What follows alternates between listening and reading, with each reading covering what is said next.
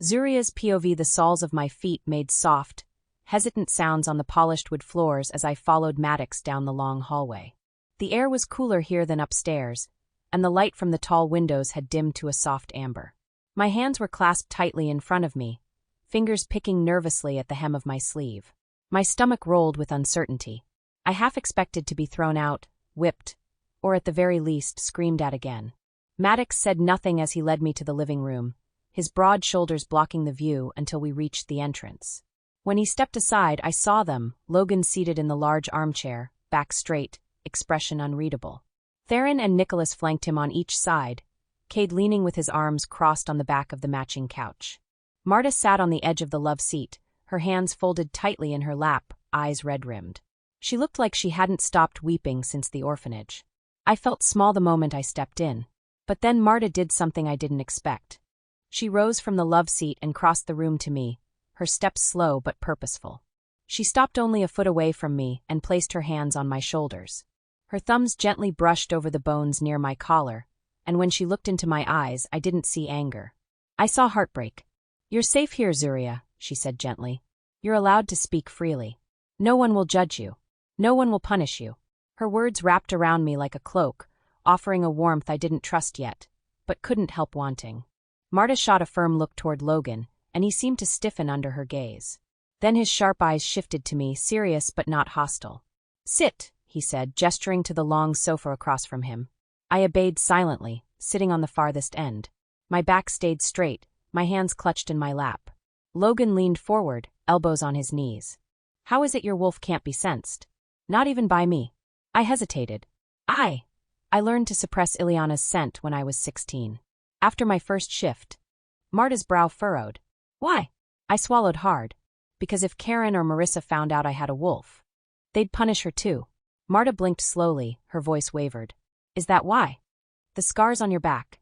I nodded once, tight and quick. "They're from before Ileana awoke. My body couldn't heal from the beatings. The ones after she came forward healed quickly. But the old ones, they stayed." Marta looked away, a hand over her mouth as tears welled up again. I continued, my voice soft but steady. "Sometimes they locked me in the stables. For days. Told me it was where I belonged, because that's where the manure was." Nicholas sucked in a sharp breath. "I worked with the servants. Cleaned. Scrubbed. Learned how to be invisible. That was the only way to survive." Maddox, sitting to my right now, spoke next. "And your father? Why didn't he stop it?" I looked down at my lap. "He went along with whatever Karen decided. Because I'm the product of an affair he had. I was a reminder. So to appease her, he ignored me. Pretended I wasn't his." A low growl rumbled from Logan's direction. I looked up, startled, and found his jaw clenched, his gaze cold and furious. Marta gently laid her hand over mine. "Is that why you don't eat much now?" "Yes," I admitted. "I don't want to get used to the food here. Or the comfort. Or the warmth. Because I know I'm just here to repay a debt. That I'm just here to relieve balls when they become full." "No, you're not." Marta's voice thick with pain and anger. "Who told you that?" I didn't respond, but my silence was enough. Marta followed my eyes. Logan's face fell, and for the first time, I saw shame creep across it. He looked down, rubbing his palm along his jaw. His silence spoke volumes that he hadn't meant for me to hear him say that. But I had. Maddox cleared his throat. "What's your wolf's name again?" "Ileana," I said softly. There was a moment of stillness, then Cade leaned forward, elbows on his knees. "She's large," he said, almost cautiously. "Your wolf is larger than most. And powerful. You crushed the headmaster's skull with your paw like it was nothing." I blinked at him. I thought all wolves were like that." Cade shook his head slowly. "They're not." I didn't know what to say to that. "I don't know why she's so strong," I added. "It's always been just us. I've never had anything to compare her to." "She's not just strong," Theron said quietly. "She moved like a warrior." Marta finally composed herself enough to speak again. "And the scars? They're all from before Ileana awakened." I nodded. I had no protection then. I was beaten regularly. Mostly by Karen. Marissa too, when she got old enough to join in. "Marissa?" Nicholas prompted gently. Was it jealousy?" I gave a bitter little laugh. "No. I think it was convenience and enjoyment. I was just there. A punching bag. A scapegoat." Cade asked quietly. "Why didn't you fight back?" I tried once, I said. When I was 12. Karen raised her hand, and I grabbed it. I told her to stop. A long breath escaped me. After a lashing, Karen locked me in my room for 6 days. No food. No water. I nearly died. If it hadn't been for one of the servants sneaking in some bread and water. I trailed off, eyes clouding with the memory. I never fought back again after that. No one spoke. The silence was thick and tense. Heavy with anger that wasn't mine. Logan's voice broke the quiet. What happened to your mother? I glanced up. She died when I was 3. I don't remember her much. Just the smell of cocoa butter. That's why I still use it. Marta let out a choked sob. She was an omega in my father's pack house. That's all I know. Karen never let her name be mentioned. One of the older servants told me it was Naima. Everyone sat still, solemn. Then I stood and knelt on the ground. I'm willing to accept punishment for what I did today. For killing that man. I only ask that you don't send me back. I can sleep in the stables again, clean, serve, just don't send me back. Logan looked at me sharply. Why would you think I'd send you back? Because. I hesitated. Because I wasn't the one you wanted. You were meant to take Marissa. And she'd make a better Luna. I know that. You're here now, Logan said, voice low. And you're part of this pack. I couldn't read his tone. I'm not Luna material, I murmured. Maybe. Maybe not, he said honestly. But you're not going to be treated like a servant. I felt the burn of tears again, but didn't let them fall. My chest ached with unfamiliar pressure. I didn't know what to call it, shame, relief, sorrow, or all three. I sat back down on the sofa. Marta reached over and took my hand again. I'll make sure you never feel like a servant again, she said quietly. And for the first time, I believed her. Moonlight spilled in through the wide bedroom window, painting soft silvery streaks across the floor and the edge of the bed. I lay curled on top of the thick, down-filled comforter, my arms hugging a spare pillow to my chest. The plush linens beneath me still smelled faintly of cocoa butter, of my own skin, of safety. But my chest felt tight, too tight for sleep. Everything from the meeting downstairs looped in my mind like a haunting melody that wouldn't stop playing. Logan had said I wouldn't be sent back, that I belonged to Shadowfang now. Whether by payment or marriage, he had said, but the words that followed after that felt like the first honest mercy I'd ever been given. Not a kindness exactly, but a step away from cruelty. And Marta had looked at me like a mother would. Not with pity, but with protectiveness. With fire in her eyes and sorrow in her voice. Marta had cried for me. A tear for every lash on my back, for every hour I spent locked away. Every silent scream I buried deep inside just to survive. My fingers gripped the pillow tighter. Why do I feel like I can't breathe, Ileana? Ileana stirred inside slowly, like a comforting stretch of muscle, and thought wrapping itself around my soul. Because for the first time in our life, someone cares for us. I closed her eyes, burying my face into the soft cotton. They were all quiet after I told them everything. Even Logan. Especially Logan. Ileana huffed quietly in my mind, a sound like a soft growl laced with contemplation. He was ashamed. You felt it too, didn't you? I nodded against the pillow. He didn't deny it. When Marta asked who made me believe I was just here to satisfy his urges, he didn't even try to speak. Just kept his head down. My voice was hushed, as though speaking too loud would break the fragile calm in the room. I overheard him say it that first day. In his office. Like I wasn't even a person. Just a body. And now? Ileana asked, her voice sharper now, protective. I don't know, I whispered. He still scares me. But he didn't yell. He didn't raise his voice or humiliate me in front of the others. He listened. They all did. They were horrified, she said with a tiny scoff. I don't think they had any idea what kind of hell we came from. And now they do. Ileana's presence pressed closer. We don't have to hide you anymore. They know about us. About you. And that worries me. A long pause filled the silence between us. Everything is different now. They know I'm not wolfless. What does that make me? Logan was so sure I was useless before. Now what am I? You are power, Ileana whispered. You are ours. You are truth and fury and strength wrapped in softness they don't yet understand. You protected that child today without hesitation. You fought. You killed for someone weaker. That's what a Luna does. I scoffed aloud this time. I'm not a Luna. I'm not even a. I'm nothing like Marissa. You're not meant to be like her, Ileana said firmly. You're meant to be you. They'll see it. They already have. I thought about the little boy again, the way his tiny body trembled in my arms, the smell of blood and old fear clinging to him. I thought about the other children watching me, eyes wide, clothes tattered, afraid to speak unless spoken to. "Tomorrow," she murmured, "we go back to the orphanage." I nodded against the pillow. "Yes, even if it means I scrub every wall and floorboard myself. They deserve better." Ileana was quiet for a while, as if processing everything. Then she asked softly, "So, the thing Cade said about me." Zuria frowned. "What do you mean?" "He said I was large, strong, different." Zuria blinked up at the ceiling. "I don't know what that means. It means we're not like them. Not just a regular she-wolf. I don't know what we are yet, but something inside them knows it too. They just can't put it into words." That revelation sent a strange chill down my spine. I slowly sat up in bed, pulling my knees to my chest. "I'm proud of you, Zuria. Of what you did today. You showed them who you are. You didn't ask for permission to protect that boy. You just did it." I felt a lump form in my throat. Pride.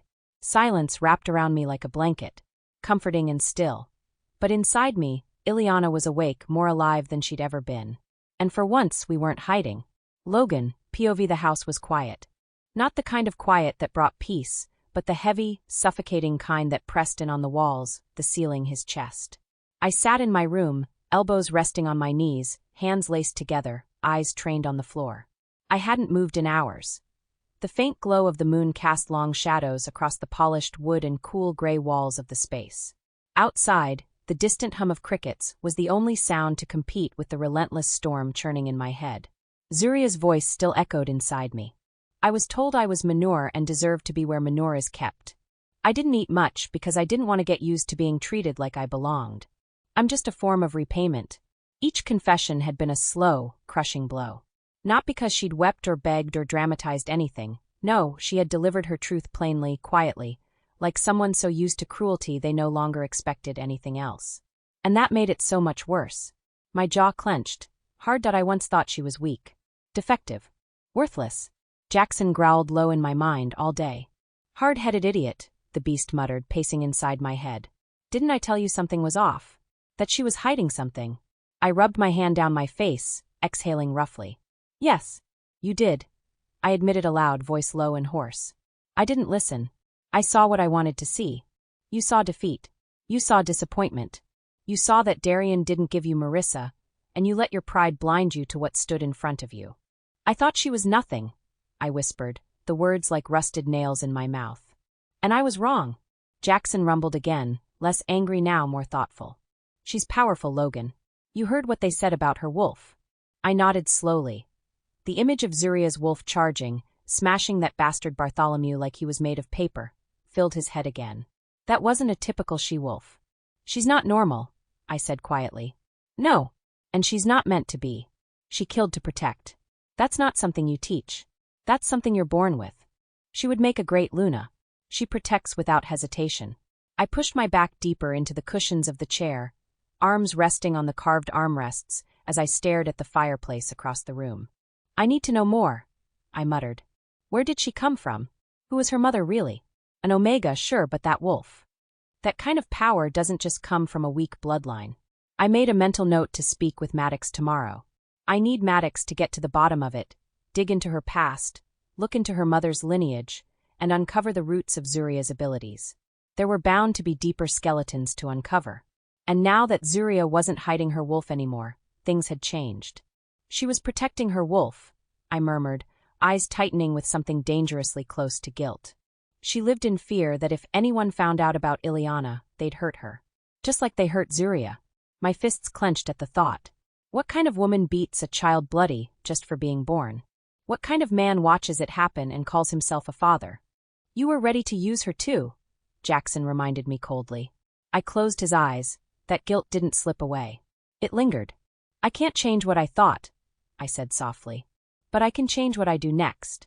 Jackson was silent for a moment before replying. "Then do it. Mark her. Make her our Luna." I stood up abruptly, pacing toward the window. The moon had risen higher now, casting a pale wash across the sprawling land of the Shadow Fong pack. My territory.my home. She didn't see it as hers yet. But maybe, just maybe, I could change that too. One step at a time. I placed my palm on the glass and stared out into the forest where she'd fought like hell for a child who wasn't even hers. The same forest where she once considered hiding her wolf for the rest of her life. The weight of that truth crushed my chest. She should have never had to hide who she was. Jackson growled in agreement. Then don't ever make her feel like she has to again. Chapter: Zuria's POV. The morning sun filtered through the tall windows of the hallway as I followed Mira quietly, with my bare feet brushing across the cool marble. I wore a soft blue dress the Alara had laid out for me the night before, clean, comfortable, and far nicer than anything I'd ever been allowed to wear in my old pack. Still, I couldn't enjoy it. My hands were clutched together in front of me, fingers interlocked and tense. Mira smiled as we reached the dining room door. Just sit and eat, Miss Zuria. Breakfast will be served momentarily. Relax. Easy for her to say. I stepped inside and instantly froze. The long table was already partially set, polished wood gleaming under the soft chandeliers above. Silver utensils, crystal glasses. Linen napkins folded into neat triangles. I felt like I'd wandered into a royal banquet. Every instinct told me I didn't belong here. Still, Mira motioned toward one of the chairs near the end of the table, and with a slight bow of her head, I obeyed. I sat at the far end, closest to the kitchen doors and farthest from the Alpha's chair. My heart thumped nervously as I adjusted myself in the chair, my back straight, hands clutched together in my lap, and fingers forming small fists against my thighs. Then I heard them. Boots against hardwood. Heavy footfalls. The low rumble of male voices descending the stairs. My pulse picked up instantly. The brothers entered first, loud and laughing about something, followed by Maddox and Logan. The moment he stepped into the room, I felt it. His presence was a storm, heavy, suffocating, undeniable. I tried to keep my eyes down, but something in my chest forced my gaze upward. Our eyes met. His dark, hooded stare caught mine, and my breath hitched in my throat. For a heartbeat, I couldn't move. Then the moment passed. Panic fluttered in my chest. I immediately looked down again, lowering my eyes to my fists. I began to rise from the table. I wasn't sure if I should just eat later, in my room, away from their gazes. Zuria, Maddox said casually, taking a seat close to me. Sit down. Breakfast is about to be served. My spine straightened, my body froze halfway up. Slowly, I lowered myself back into the chair. A moment later, the double doors to the kitchen swung open, and 4 Omegas came out carrying silver trays and covered dishes. The scent hit me like a tidal wave, rich, buttery, sweet, savory, all at once. My stomach tightened painfully. The trays were uncovered in front of my eyes. Waffles stacked high, glistening with steam. Fluffy pancakes, crisp bacon, sausages, hash browns. Bowls of fresh fruit. Carafes of orange juice, apple juice, herbal tea, and coffee. My eyes widened. I've never seen so much food at once in my life. My mouth watered instantly. The brothers dove in first. Theron immediately snatched 3 waffles and bit into one like it was a competition. Nicholas made a plate full of sausage and hash browns, while Cade poured orange juice and teased Maddox about his boring pancake stack. Logan, across the table from me, remained quiet as he filled his plate. I sat still, unsure of what I was allowed to do. Maddox looked up at me. Zuria, you better eat something before these animals clear the table. Looking down. I don't know what I should eat. What do you mean? Theron asked through a mouthful of waffle, eyebrows raised. I've never eaten any of this before, I admitted softly. I don't know what it tastes like. Theron looked like I'd grown a second head. Wait, you've never had pancakes? Or waffles? I shook my head, almost ashamed. Nicholas leaned forward, his tone suddenly gentle. Then take a little of everything. Find out what you like. Encouraged by his tone, I reached for the serving utensils and began putting small portions on the plate. A single strip of bacon, 1 single pancake, a spoonful of hash browns. I mimicked Maddox's movements, watching as he poured syrup over his pancakes, cut a piece, and took a bite. Carefully, I cut into the pancake, lifted the fork to my lips, and took a bite.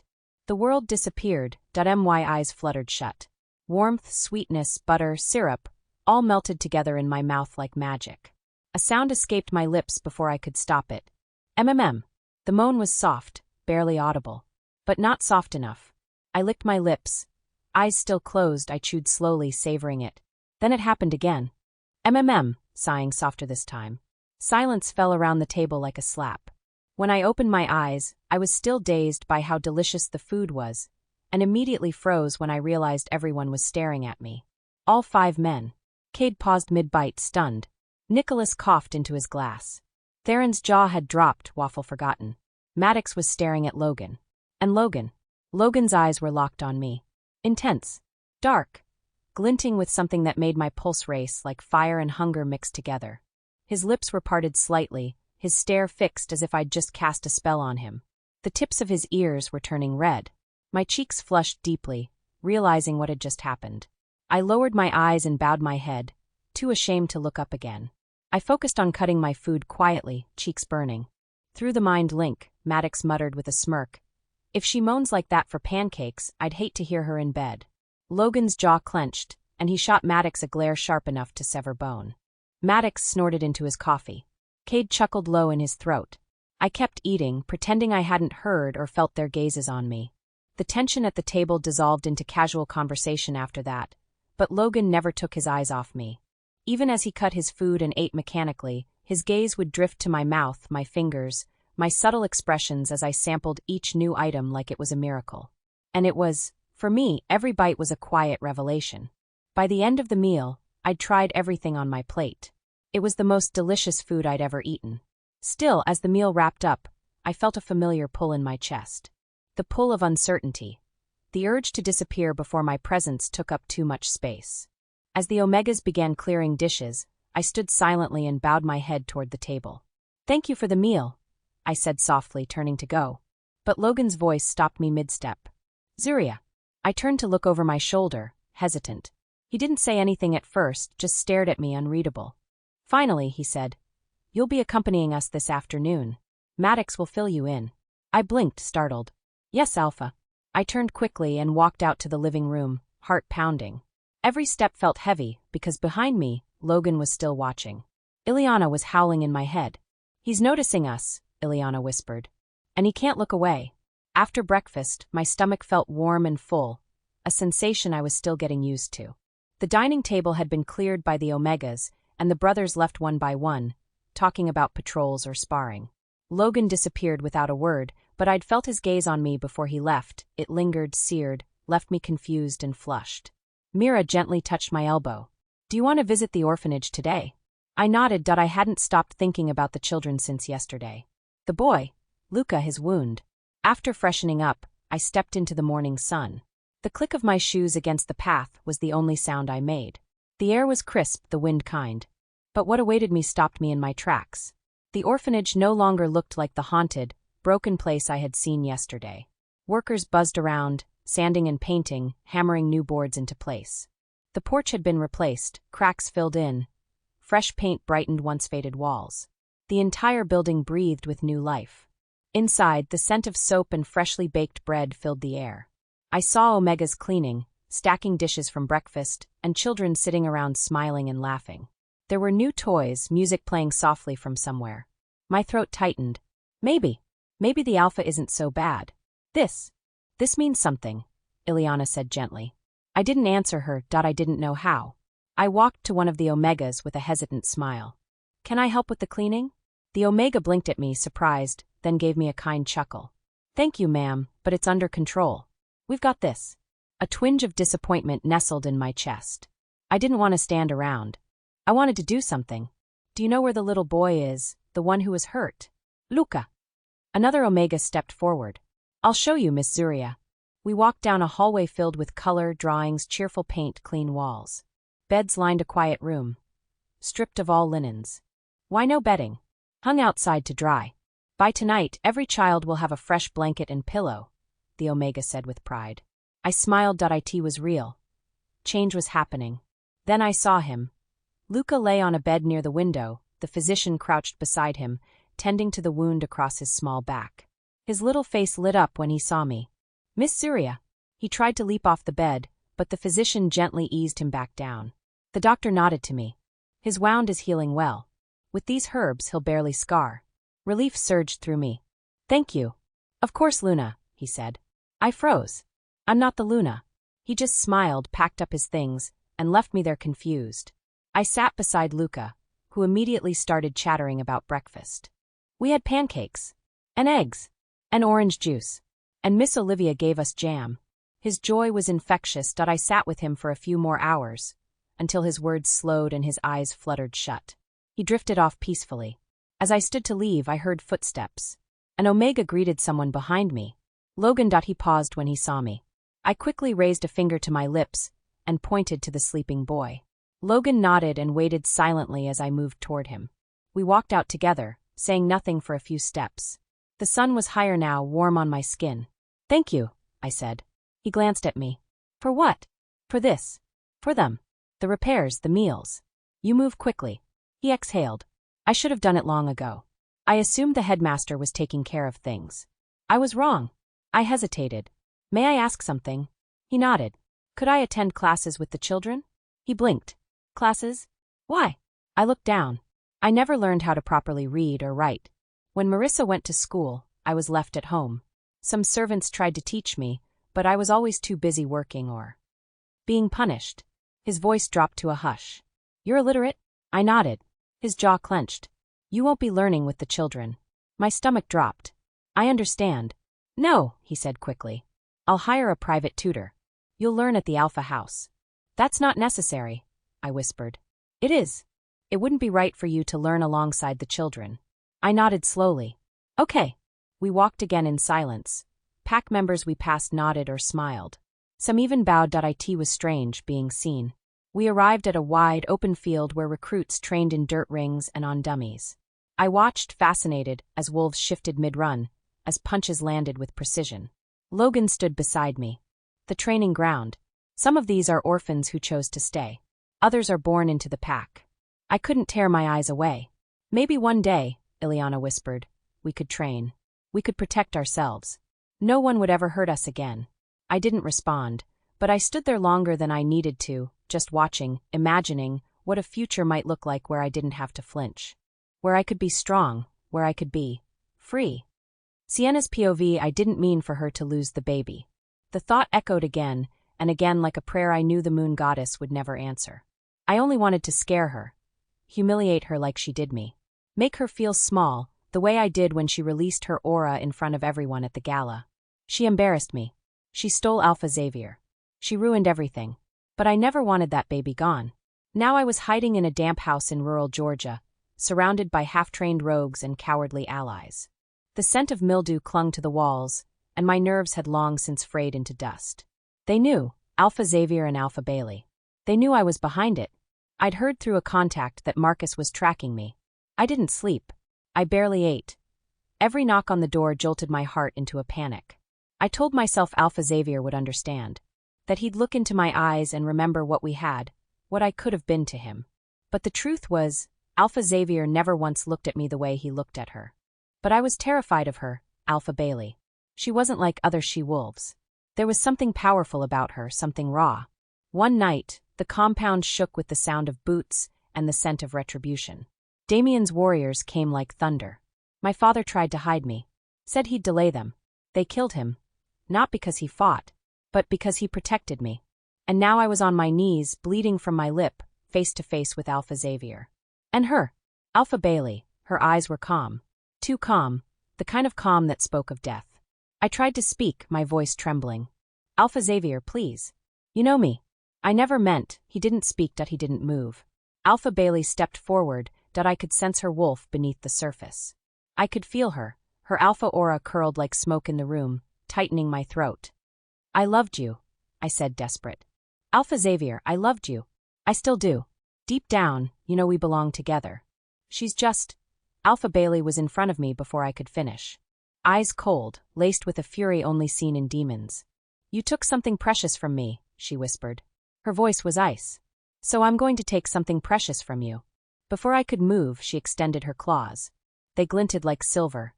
And then pain, unimaginable, searing pain. She reached into my abdomen and yanked a part of me out, like she was removing lint off a sweater. Screaming. I was screaming. I couldn't stop. "This is for my baby," she said, holding my womb in her bloodied hand. My body collapsed, limp, but she wasn't done. A fist twisted into my hair, yanked me back upright. My feet dangling in the air. "And this," her voice thundered, laced with power, "this is for thinking you were superior to an alpha." To me. The last thing I saw was her eyes. Then the world went black as her claws slit my throat.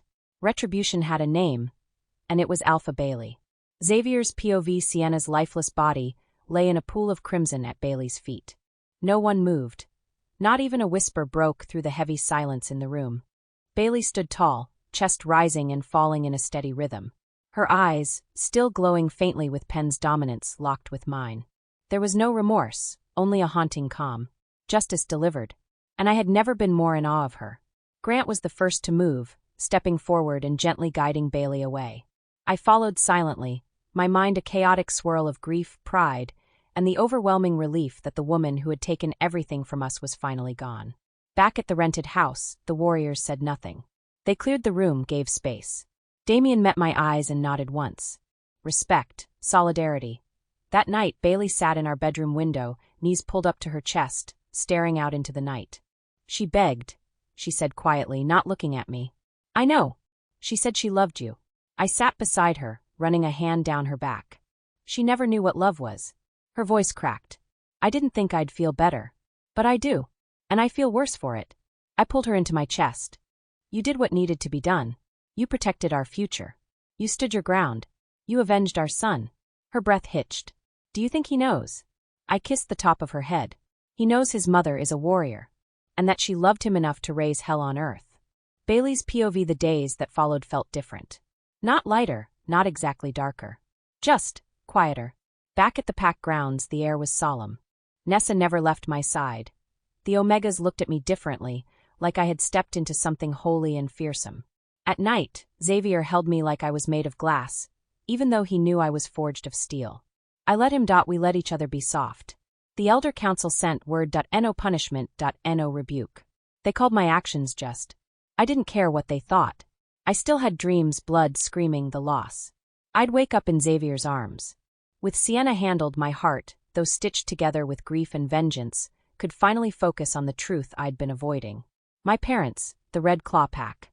Georgia felt like another life, but the pain of abandonment, of unanswered questions, burned hotter than ever. I reached out to a few of my old contacts still living deep in rogue territory. Quiet whispers painted a horrific portrait. Red Claw had fallen to rogues during a brutal battle. A new alpha, savage and lawless, had claimed the territory. Though small, it was a proud and peaceful pack that had become a prison. Omegas were used as labor slaves.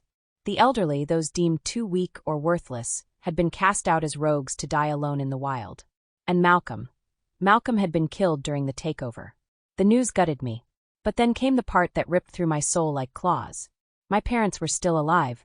My mother had been spared because she was a schoolteacher. Apparently, even the heartless needed someone to educate their pups. And my father, a lifelong hunter, was now being used to hunt food for the rogues. At his age, with failing joints and a stubborn will, he was punished when he failed to bring back enough meat, thrown into dark, frigid dungeons without food or water, sometimes for days. When I told Xavier, he sat in silence, fists clenched so tight his knuckles turned white. We'll get them, he said finally. Whatever it takes. But pack law was clear that we were outside their territory. If Silver Ridge challenged the new Red Claw Alpha, it would trigger an interpack war. One we'd likely lose. No formal alliance existed between us and Georgia. The Elder Council wouldn't sanction the risk. I didn't care about pack law. I cared about blood. My blood. Xavier wrapped me in his arms, holding me like I was a lifeline and an inferno all at once. I swear to you, Bailey, he murmured against my temple. We'll find another way. But I won't let you do this alone. Pen growled low inside me. She wanted blood. She wanted justice. And she wanted it now. But I would wait. I would plan. Because if Georgia thought Red Claw was done with me, they were dead wrong. Xavier's POV back at Silver Ridge, I gave Bailey space, physically at least. Emotionally, I was tethered to her tighter than ever.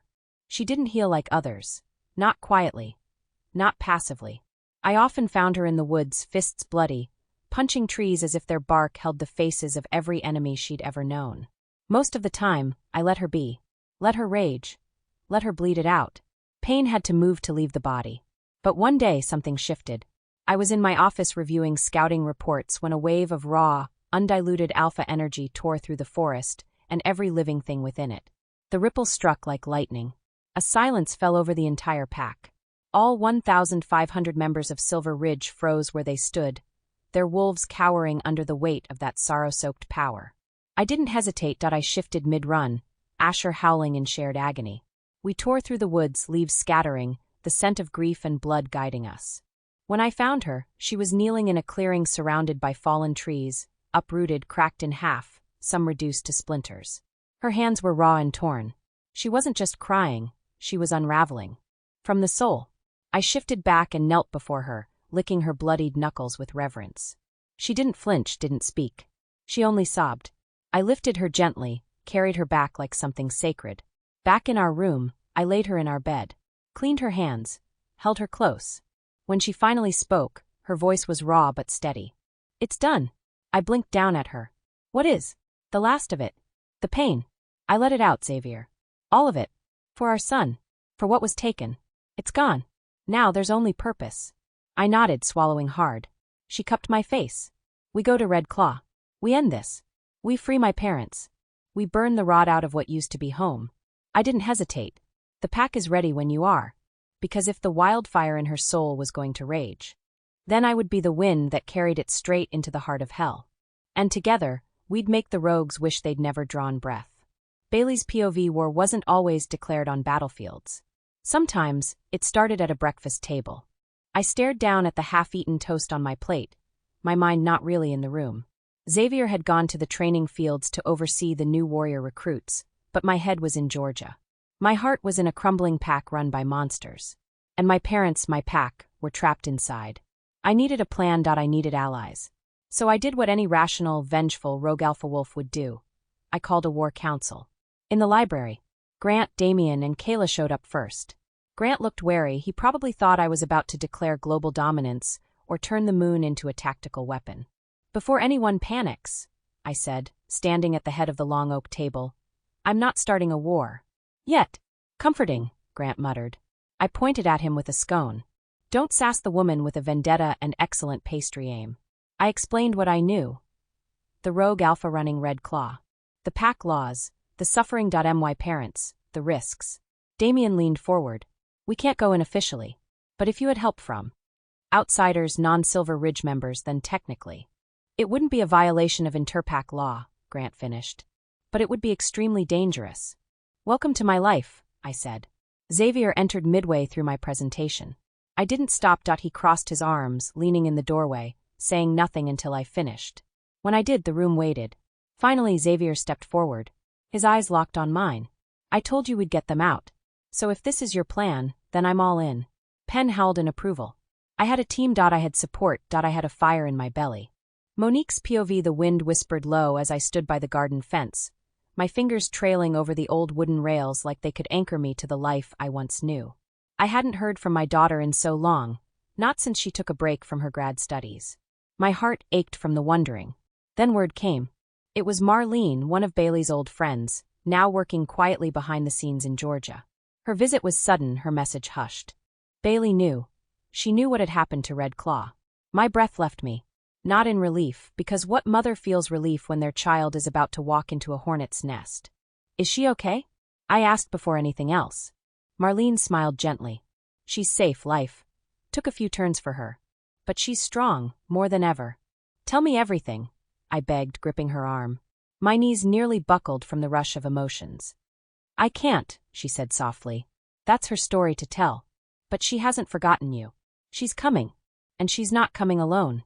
We stood there in the twilight silence, letting the promise of those words sink in like morning dew on parched ground.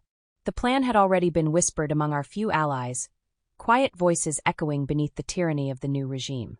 On the day my husband went hunting, part of the Rogue Alpha's daily demands, I would go into town, using the excuse of needing supplies for the schoolchildren I still taught. We were not to see each other. That risked alerting the rogue patrols. Bailey's team would come. 2 groups. One led by a man named Grant, who would extract my husband from the forests. I was told he was trustworthy, loyal, ruthless when needed. Another led by a warrior named Kale, who would find me on my way back from the market. She would pose as a vendor. I would hand her a list, pretending she was my usual supplier.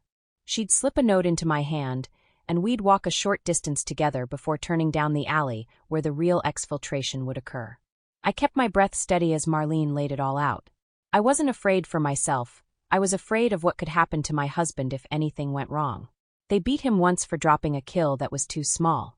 3 days in the dungeon. No food. He came back thinner, eyes hollow. Bailey won't be here personally, Marlene explained, voice quiet. Too many watchful eyes. If the rogue alpha suspects she's nearby, everything falls apart. My hands trembled. Not to see her. Not to touch her. Not even a glimpse. The pain stung worse than a lash across the back. But I understood. I was a mother that I would play my part. I would trust my daughter. Tell her, I said, voice cracking as the wind picked up around us. Tell her I love her. That I never stopped loving her. That I'm proud of her. And that we'll be ready. Marlene's eyes glistened. She already knows. She pulled her hood up and vanished into the trees. I lingered there for a long while, watching the stars blink open one by one. I could almost feel Bailey's presence in the wind, a promise to tether across time and space. My daughter was coming, and apparently she was bringing the storm with her. Grant's POV: we moved at dawn, cloaked by mist and the dense tree cover of the savanna forest. I led the extraction team, 4 of my best trackers, 2 seasoned enforcers, and a healer. We had one objective: get Bailey's father, Calvin, out alive. Bailey had left nothing to chance. She knew the terrain well, and had given us maps she'd scribbled from memory. We split up at the ridge, moving in a staggered formation as we descended into the hunting range, where Bailey's father was expected to be. He was alone, as usual, armed only with a dull blade and a rusted bow, tools the rogues allowed him to use for hunting.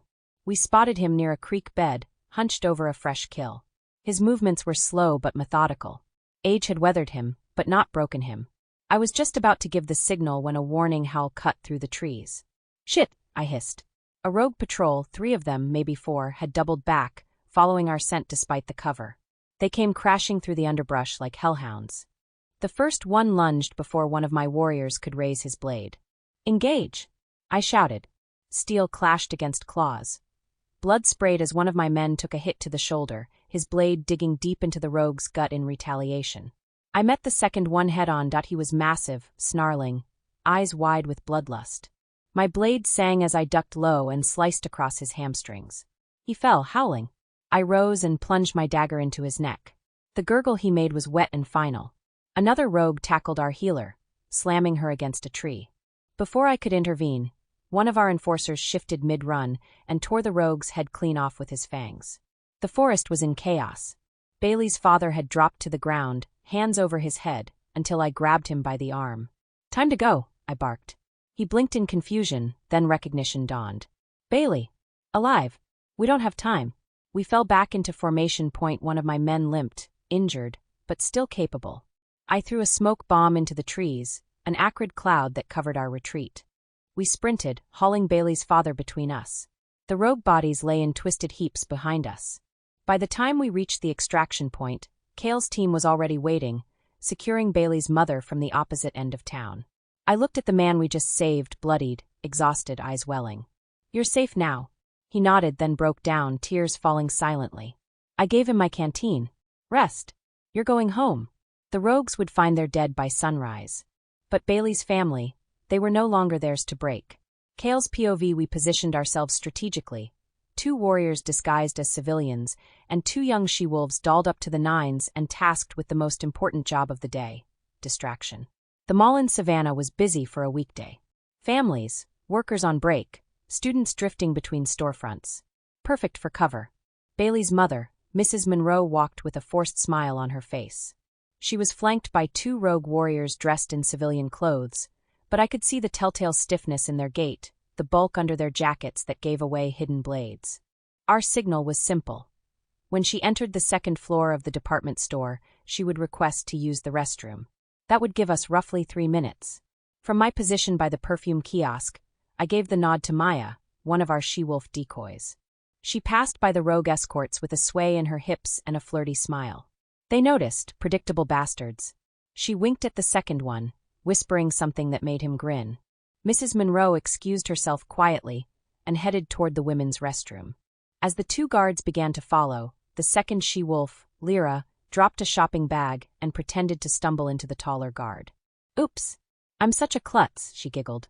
His hand instinctively went to her backside to steady her. Idiot! In that second, I slipped into the restroom through the side maintenance door. Bailey's mom stood in front of the mirror, calm despite the thunderstorm of fear behind her eyes. Ready? I whispered. She gave a quick nod. Do you have him? Grant got him. He's safe. Now it's your turn. We moved fast. One of my warriors waited in the stall. The moment she slipped in, she changed into the decoy clothes we had stashed earlier. We used makeup and a coat to obscure her scent. By the time the second warrior took her place, wig, scarf, fake glasses, the switch was seamless. A knock on the door. You okay in there, ma'am? Yeah. Just washing my hands. Lyra called back from the stall, mimicking Mrs. Monroe's voice perfectly. I slipped out the back with Bailey's mom, blending into the flow of people exiting the store. Outside, our extraction SUV waited at the curb. The driver, another pack member, didn't even glance at us as we climbed in. Back at the extraction-safe house, Mrs. Monroe sat down and let out a deep, shaking breath. You'll see her soon, I told her. Tears ran down her face as she nodded. I always knew Bailey would come for us. I smiled. She's her mother's daughter. Mission complete. The rogues hadn't noticed a thing yet. Bailey's POV. I paced the floors of the Silver Ridge pack house like a caffeinated squirrel. My nerves were shot, my heart doing tap dance routines in my chest. Xavier had told me the mission was going smoothly, but until I saw my parents with my own eyes, my body wasn't going to get the memo. Penn was just as unsettled, pacing circles inside my head. If anything happens to them, I swear I'll turn this pack into kindling. Very helpful, I muttered aloud. Xavier appeared in the doorway, wearing that calm, brooding expression that was supposed to settle me, but instead made me want to punch something. Or kiss something, preferably him. Preferably shirtless. You need to eat, he said gently. I need to see my parents. But sure, food works too. Without another word, Xavier dismissed the Omega staff from the kitchen and stepped inside, wearing only a pair of sweatpants slung low on his hips. Just sweatpants.no shirt. Just glistening abs and those deep-cut V-lines that could write erotic poetry in Braille. Really? You're going to cook like that? I asked, trying to keep my tongue from falling out. He raised an eyebrow. Is it working? Penn's voice piped in like an overzealous game show host. Sweet goddess, yes. I'd drizzle him in olive oil and roast him like a Thanksgiving turkey. I snorted. Without turning around, Xavier said, Tell Penn that Asher can sense her eagerness. And he's flattered. I lost it. I laughed harder than I had in quite some time. That deep belly laugh that makes your ribs hurt and your eyes water. I held my side, gasping. You two are ridiculous. Xavier glanced over his shoulder, a satisfied smile tugging at his lips. That's the sound I've missed. He returned to cooking, a flawless ballet of chicken parmesan, perfect al dente pasta, and butter-kissed garlic bread. Watching him move around the kitchen was borderline obscene. He plated everything like a five-star chef and placed the dish before me. I took one bite and groaned. Okay, you can stay. Was that ever in question? If you ever burn a meal, maybe. When I finished, not a crumb remained. Xavier reached behind the counter and pulled out a bowl of chocolate-covered almonds, setting them in front of me with a wink. I froze. You remembered. Hard to forget the snack that started it all. Something warm and soft bloomed in my chest. I stood, walked around the counter, and kissed him deeply. A heartbeat later, I was in his arms, bridal style. He carried me upstairs, whispering things I'll never repeat out loud, and laid me down in our bed like I was something precious. And for the first time since the kidnapping, I felt like I could finally exhale. Xavier's POV. I swept Bailey up into my arms as we left the kitchen, her body soft and pliant against mine. The meal had been a delicious torture, a prelude to the main event, and I could feel the anticipation building between us. It had been too long since we'd been together like this, and I intended to make up for lost time. Kicking open the bedroom door, I laid her gently on the bed, my body covering hers as I captured her lips in a searing, hungry kiss. Our tongues danced together, exploring, tasting, reclaiming what was ours. I could feel her heart racing, could hear her soft moans as I trailed kisses down her neck, her collarbone, her sternum. Her skin was electric under my lips, and I could feel the spark between us, a live wire of desire and need. She whimpered, a low, sexy sound that sent a shiver down my spine. Penn, her wolf, chimed in, her voice a playful growl in Bailey's mind. Don't forget, he's got a lot of making up to do. I expect fireworks, Bailey. Literal fireworks if he knows what's good for him. I sat up, straddling her hips as I pulled her dress off, revealing her beautiful body. Her skin was flushed, her breath coming in short gasps, her eyes never leaving mine. I leaned down, taking one nipple into my mouth, swirling my tongue around the sensitive bud as she arched her back, pressing herself further into me. Xavier, she moaned, her hands fisting in my hair, urging me on. That feels. So fucking good. I moved to the other breast, giving it the same attention, my hands roaming her body, reclaiming every curve. I could feel her squirming beneath me, her body begging for more, and I was more than happy to oblige. I moved lower, kissing and nipping at her stomach, her hips, the inside of her thighs. I could smell her arousal, could see the glisten of her wetness, and it drove me wild. I looked up at her, a wicked grin on my lips as I hooked my fingers into the waistband of her panties and pulled them off slowly, my eyes never leaving hers. "Xavier," she whispered, her voice hoarse with desire. "Don't hold back tonight." I smirked, leaning down to inhale her scent. "Don't worry, my love. I don't plan on it," I murmured before diving in. I started slow, teasing her with soft kisses and gentle licks, feeling her squirm and writhe beneath me. I could feel her hands in my hair, guiding me, urging me on. Her moans filled the room, a symphony of pleasure that spurred me on. Pen chimed in again, her voice a playful purr. "Damn, we missed this. Almost forgot how he drives us crazy." Bailey chuckled, the sound turning into a moan as I increased the pressure, the speed, my tongue and fingers working in tandem to drive her wild. "Xavier," she moaned, her voice wrapped in a deep breath. "Damn. Alpha." I obliged and took her over the edge. She came with a force that left her trying to catch her breath. I could feel her pulsing around my fingers. "You feel so good," she moaned, her nails digging into my shoulders. "I've missed this. I've missed you." I grinned against her mouth, positioning myself at her entrance, teasing her with the tip, feeling her open wider for me. "Tell Pen I have a surprise for her," I said, my voice a low growl. "Let Pen come to the surface. Tonight Asher takes her." Pen howled in gratitude and anticipation. "See, I knew he was the one for us. He knows how to show a girl a good time." She smirked, anticipation in her eyes. "You know you spoil us. You never cease to amaze me, Xavier." I could see the glow in her eyes. Pen was there. I leaned down, capturing her lips in a fierce, passionate kiss. "I want you, Bailey. More than anything. I've missed this. I've missed you. And I plan on making up for lost time." And with that, I let Asher come to the surface as I thrusted myself inside her.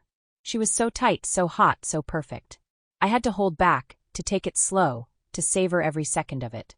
I'm not sure if I growled or Asher growled, but the pleasure was so intense. So tight. So wet. I could stay like this forever. Panting heavily, Pen chimed in, her voice a playful growl. "I want all of you. Everything you've got. And if you're a good boy, maybe I'll even let you have seconds." I chuckled, leaning down to bite her shoulder as I began to move, my hips thrusting against hers, my body allowing Asher to take over, driving us to the edge of insanity. The room filled with the sounds of our pleasure, raw and uninhibited. She let out a deep guttural growl. "Xavier," she cried out, my name wrapped in a howl. Her body convulsed as her orgasm tore through her. "Bailey," I groaned, my voice hoarse, strained. With a final, powerful thrust, I came undone, my release left me shaking, my body convulsing with the intensity of my orgasm. I could feel her, clenching her walls down on me. I couldn't remember how to breathe. All I could do was let out a howl. "Thank you. I needed that," she said, her voice soft, sated, her eyes shining with love and happiness. "I love you, Xavier. More than words can express. More than I ever thought possible." I pressed a kiss to her forehead, her cheeks, her lips, my heart swelling with love for this incredible woman. "I love you too, Bailey." She grinned, a playful, mischievous glint in her eye. "Now for the real dessert," she said, pushing me onto my back. She moved down, her hair falling like a curtain of curls around my waist. She looked up at me, her eyes filled with desire, love, and a hunger that matched my own. "I want to taste you," she said, her voice a soft, seductive whisper. I nodded, a growl escaping my throat as she took me in her mouth, slow and tentative at first, then with more confidence as she found her rhythm. I could feel every suction, every lick, every swipe of her tongue, and it was pure ecstasy. I threaded my fingers through her hair, guiding her, urging her on. She took me deeper, her head bobbing up and down, her hand wrapping around the base, matching her mouth's rhythm. I could feel myself getting closer, my body tensing, my breaths coming in short, desperate gasps. She looked up at me, her eyes watering, but she didn't stop. Instead, she increased her speed, her suction, taking me deeper than before, her hand and mouth working in perfect harmony. Bailey smirked, a challenge in her eyes as she took me even deeper, her throat relaxing, taking all of me in. I could feel myself hitting the back of her throat, and it was almost too much to bear. And with a final powerful suck, I came undone, my release tearing through me with a force that left me shaking and breathless. She took it all, swallowing every drop, before pulling off and crawling up my body, a satisfied, content smile on her lips. I pulled her into my arms, holding her close, our bodies slick with sweat, our hearts still pounding. That was... damn, I said, my voice hoarse-sated. You are incredible, Bailey. Absolutely incredible. She grinned, pressing a soft, tender kiss to my lips. I'm glad you think so. Because I'm not done with you yet. And with that she straddled me, positioning me at her entrance. She was still wet, still ready for me, and the sight of her, naked and wanting, drove me wild. Take what you need from me, I said, my voice low. I'm forever yours. She grinned and slowly lowered herself onto me, until she was fully seated. We both let out a moan, the sensation overwhelming, intense, perfect. She started to move, her hips rolling, her body undulating in a dance as old as time, her hands pressing against my chest for leverage. I could feel the very depth of her walls clenching around me, milking me for all I was worth. I gripped her hips, guiding her, urging her on, but she was in control, setting the pace, the depth, the intensity. You feel so good, I moaned, my head falling back further into the pillows, my eyes rolling. You're perfect, Bailey. Absolutely perfect. I could feel myself losing control, my body tensing, my breaths coming in short, desperate gasps. Bailey, I warned, my voice a low, hoarse growl. I'm not going to be able to hold on much longer. A sinister smirk on her lips. Then let go, Xavier, she said, her voice commanding, an urgent plea. I want to feel you come undone. I want all of you. Everything you've got. Don't hold back. Give it to me. She met me thrust for thrust, her body moving with mine, our pleasure building, our orgasms imminent. My alpha, she cried out, her orgasm tore through her. I did as she requested. I let go, my body slamming into hers, my hands gripping her hips, holding her in place as I pounded into her. Pen chimed in one last time, her voice a satisfied purr. Now that's what I'm talking about, Bailey. He's earned his keep. And then some. Eventually, she collapsed on top of me, her head on my chest, our bodies still connected, still one. I wrapped my arms around her, holding her close, pressing soft, tender kisses to her hair, her temple, her lips. I love you, Bailey, I said, my voice soft, sincere, filled with emotion. More than words can express. More than I ever thought possible. You are my everything. She looked up at me, her eyes filled with tears, with love, with a future. I love you too, Xavier. You are my world, my love, my life. I am yours, completely and utterly yours. Now and always. Finally, sleep took us in its embrace. Grant's POV, the hum of the private jet, provided a soothing backdrop as we soared over the clouds, heading back to Colorado. I sat across from Bailey's parents, Mr. and Mrs. Monroe, who looked exhausted but relieved. Cale and I had made sure their extraction went as smooth as we possibly could, but now it was time to properly introduce ourselves. Mr. and Mrs. Monroe, I began with a respectful nod. I'm Grant, Beta of the Silver Ridge Pack. This is Cale, our top strategist and head of special operations. Bailey's mom, who insisted I call her Monique, smiled warmly, while her husband Calvin gave a respectful nod. We owe you both our lives, Calvin said, his voice still raspy from days of stress. No, Cale said gently, shaking her head. You don't owe us anything. We were honored to help. Your daughter means a lot to us. She's essential to our pack, I added, choosing my words with care. Bailey isn't just Xavier's mate. She's a leader, a fierce protector, and someone we all deeply respect. She is soon to become our Luna. Monique dabbed at her eyes with a tissue.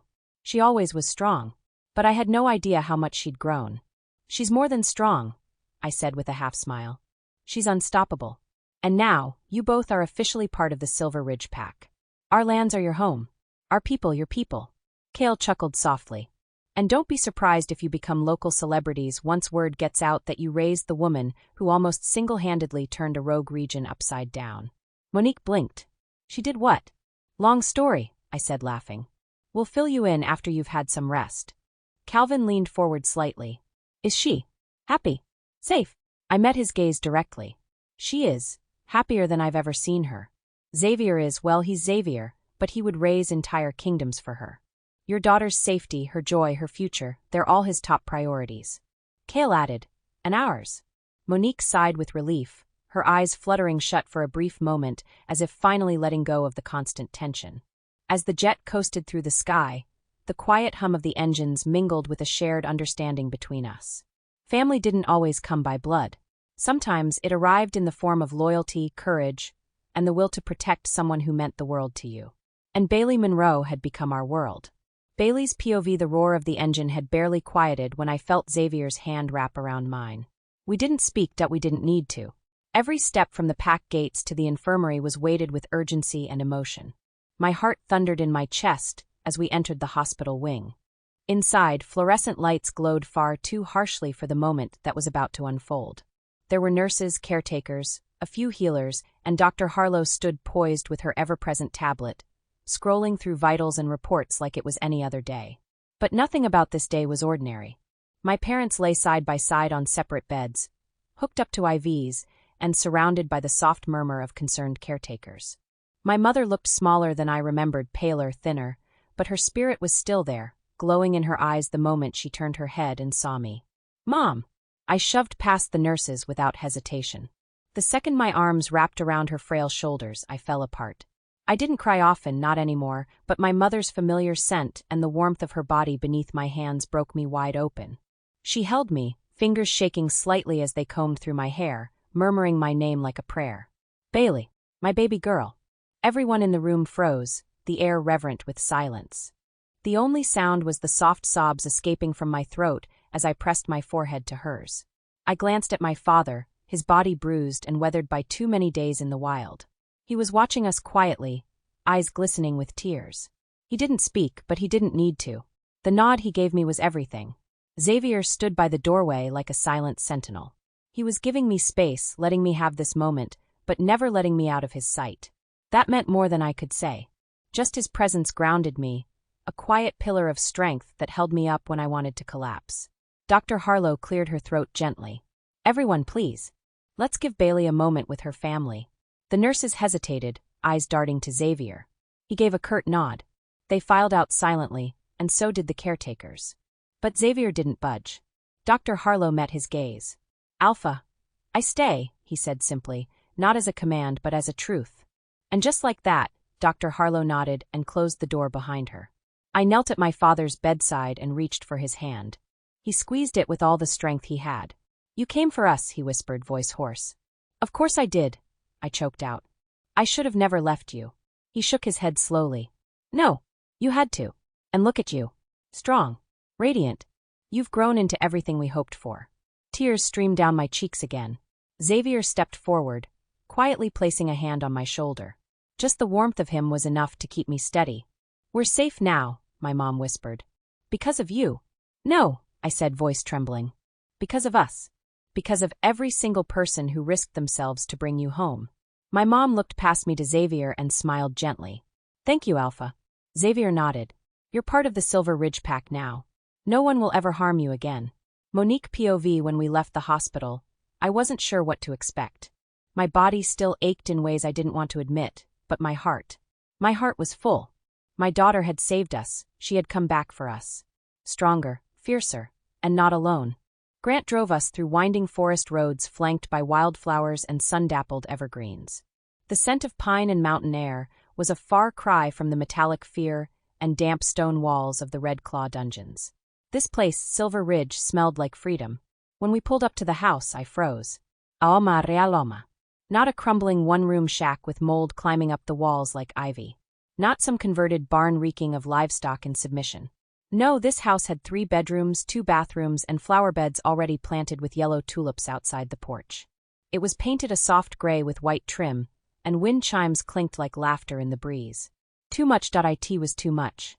This is a mistake," I stammered, wiping my eyes quickly as I turned to Grant. "We don't need all this. Just a bed and a working toilet would have been enough. We don't want to be a burden." Grant just smiled. That same easy, beta smile that made you feel like everything would be okay, even when you knew damn well it wasn't.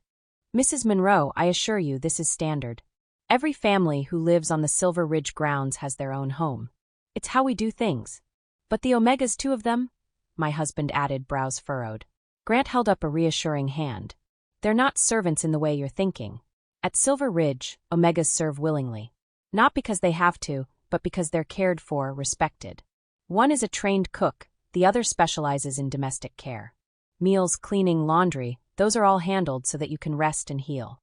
I couldn't stop the tears from coming again. I turned away, embarrassed. My husband placed a hand on my back and kissed the top of my head. You'll also have full access to our medical staff, Grant continued. Dr. Harlow oversees the infirmary. She's the personal physician to the Alpha, Luna, and me. Luna. I blinked. Grant smiled wider. Bailey. She may not wear the title yet, but she's already stepping into that role. The pack sees her. They feel her. My throat tightened. I had always known my daughter was powerful, but I never imagined a world where she would be so. Celebrated for it, not punished. Not ridiculed, celebrated. And, we don't have to work, my husband asked, clearly still trying to wrap his mind around this. You're free to help wherever you want, Grant said. But only if you want to. If Mr. Monroe wants to teach young hunters, we'll set that up. If Mrs. Monroe wants to continue teaching, our school would be lucky to have you. But only if you feel ready. I looked at the house again, at the porch swing, the polished windows, the carved wooden wolf statue that stood proudly in the front garden. We'd never had anything of our own. Not until now. Thank you, I whispered, my voice breaking. Thank you for giving our daughter a place where she could become herself. And thank you for this. For a new start. Grant nodded, and I swore there was the faintest shimmer in his eyes. Welcome home. Calvin's POV. I never thought I'd live to see a home like this, let alone walk into one where I didn't have to worry about where the next meal was coming from, or if the walls were going to cave in by winter. But here I was, standing in the doorway of our new home, freshly delivered to us by the Silver Ridge pack. And now Bailey and Alpha Xavier stood in the middle of our living room, checking every detail like they were expecting us to find fault in it. My wife wiped tears off her cheeks for what had to be the third time since they walked in. Bailey beamed, her eyes scanning our reactions. You guys like it? Like it? I looked around the room, 3 bedrooms, 2 bathrooms, a kitchen stocked better than most grocery stores. This place is a palace compared to what we've known. Baby, you've outdone yourself. Xavier's brow furrowed as he glanced at Bailey. Bab. I smirked. Oh yeah. It stands for Badass Bailey. Got that nickname when she was 6 years old. Bailey groaned and covered her face with both hands. Dad, don't you dare. Xavier leaned in, his curiosity piqued and a slow smile forming. Now I have to hear this. I laughed, already halfway into the story. So little Bailey here. Don't do this, she muttered. Was 6, and this older wolf pup tried to bully her during training. She looked him dead in the face and said, I don't care if you're older. I will yeet your tail across the playground. Then she proceeded to do just that. One clean punch to the gut, and a kick that sent him flying. Xavier blinked, then burst out laughing. Deep, hearty laughter that filled the room like music. Bailey looked mortified. Her face turned red, but there was a smile creeping at the edges. I was 6. I didn't even know what yeet meant. Xavier wiped a tear from the corner of his eye. It's perfect. You really are Bab. It makes so much sense now. My wife stepped beside Bailey, placing a gentle hand on her cheek. We're so proud of you, baby girl. What you've become. It's more than we ever dreamed. Bailey smiled through watery eyes. I just wanted you to be proud of me. Xavier cleared his throat. Speaking of proud, there's something I'd like to share. We all turned to him. The Alpha straightened slightly, his tone going official. In 3 weeks' time, Bailey will be officially crowned as the Luna of the Silver Ridge Pack. Which is why I'm so grateful that you're here. Family should witness moments like this. My heart squeezed in my chest. My baby girl. Aluna. You're telling me, I said, reaching over to clap Xavier on the shoulder, that my little girl is about to become Luna. The same girl who tried to train our house cat to be her beta when she was 8. Bailey groaned. I'm going to duct tape your mouth in your sleep. Xavier chuckled again, that amused twinkle still in his eye. I see where she gets it from now. We're grateful, my wife added gently. More than words can say. No, Xavier said, gaze steady. It's us who are grateful. Bailey isn't just strong, she's the heart of this pack. And now, she has her family standing behind her. I watched the way he looked at her, as if she were both fire and salvation. And in that moment, I knew she was right where she belonged. Xavier's POV. I stood in front of the full-length mirror in my suite, staring blankly at my reflection while Grant fussed with my tie for the 5th time. My jaw clenched, not from nerves, but from impatience. An ache had been gnawing at me for 3 days, and today, finally, it would end. There, Grant said, stepping back with a smug expression, satisfied with his work. Sharp. Regal. Like an alpha about to crown his Luna. I rolled my eyes. I'm just trying to keep from ripping this damn tie off and finding her. Grant smirked. You've been unbearable, you know that? Pacing the halls like a feral beast. Growling at Omegas who dared to offer you tea. Glaring at the chefs for making her favorite dessert and not letting you sneak a bite. 3 days, I muttered, dragging my fingers through my hair. 3 long-ass days without her in my arms. Whoever came up with this no contact before the Luna coronation tradition should be exiled. Grant laughed, clapping me on the back. Well, the tradition is supposed to build anticipation and sacred longing. Judging by the black cloud of sexual frustration hovering around you, I'd say it's working. I scowled, but couldn't hide the grin that tugged at the corner of my mouth. The large balcony doors were open, and from my vantage point, I could see the sprawling pack grounds below. The Omegas had outdone themselves. The open meadow had been transformed into something out of a celestial dream. Rows of wooden seats lined with silver satin ribbons, flower arches dripping with wisteria and white roses, strands of crystals catching the golden Colorado sun and casting playful rainbows across the grass. String lights glowed overhead, suspended between trees and beams, bathing everything in a soft amber glow that complemented the mountains standing proud in the distance. Alphas and betas from surrounding territories had already begun to arrive, dressed in regal formal wear, their sense a mixture of power and curiosity. I spotted dignitaries from as far as New York and British Columbia. But it was the familiar ones I cared for most, my parents, who stood hand in hand like 2 proud royals, and my brothers Damien and Marcus, already making mischief near the drinks table. Grant followed my gaze and murmured, "It's a perfect day." "Almost," I replied, my voice low. "It'll be perfect when I can hold her again." He turned to me, his expression soft. "You really love her." With every damn cell in my body. Asher stirred, pacing in the recesses of my mind. He was equally restless, growling every time a new scent passed by that didn't belong to her. "Where is she?" he kept asking, his agitation mirrored in my own skin. Then music. The soft sound of the ceremonial melody began, floating through the open air like a whisper of fate. A hush fell over the pack grounds. Everyone turned toward the white marble arch at the head of the aisle. And then I saw her. My breath left my lungs as if the wind had knocked it out of me. Bailey stepped out, her arm looped through Calvin's, her father standing tall with pride shining in his eyes. The crowd stood in reverence, but I was oblivious to them. Because all I could see was her. Her gown was spun from pure silk, a shade of white so luminous it seemed to glow. Tiny crystals embedded into the fabric shimmered with every step she took, catching the golden light like stars stitched into her skin. The dress hugged her curves like it had been made by the moon goddess herself. The low-cut back exposed the caramel warmth of her skin, smooth and glowing with that radiant inner light only she possessed. Her hair was half up, the rest tumbling in thick curls down her back, a few loose tendrils framing her stunning face. A delicate silver circlet rested atop her head, the same one worn by every Luna before her. But on Bailey, it looked like it had been forged for her alone. And that scent sweet, earthy, wild. My mate.my Luna. Asher let out a primal moan, thick with yearning. "She's perfect. Ours, finally." "I know," I whispered back. Bailey's eyes locked with mine as she walked slowly down the aisle, every step purposeful. Her expression was calm, steady, but there was a fire in her gaze that set every nerve in my body ablaze. The pack had no idea what kind of force she truly was, but they would. Oh, they would. When she reached me, Calvin looked me dead in the eyes and placed her hand in mine. "Thank you for loving her," he said quietly. "I should be thanking her," I clarified. Bailey tilted her head, amusement dancing in her eyes. "You gonna cry on me, Alpha?" "Already did. You just didn't see it." Her smile nearly dropped me to my knees. The officiant began the rites, but I barely heard the words.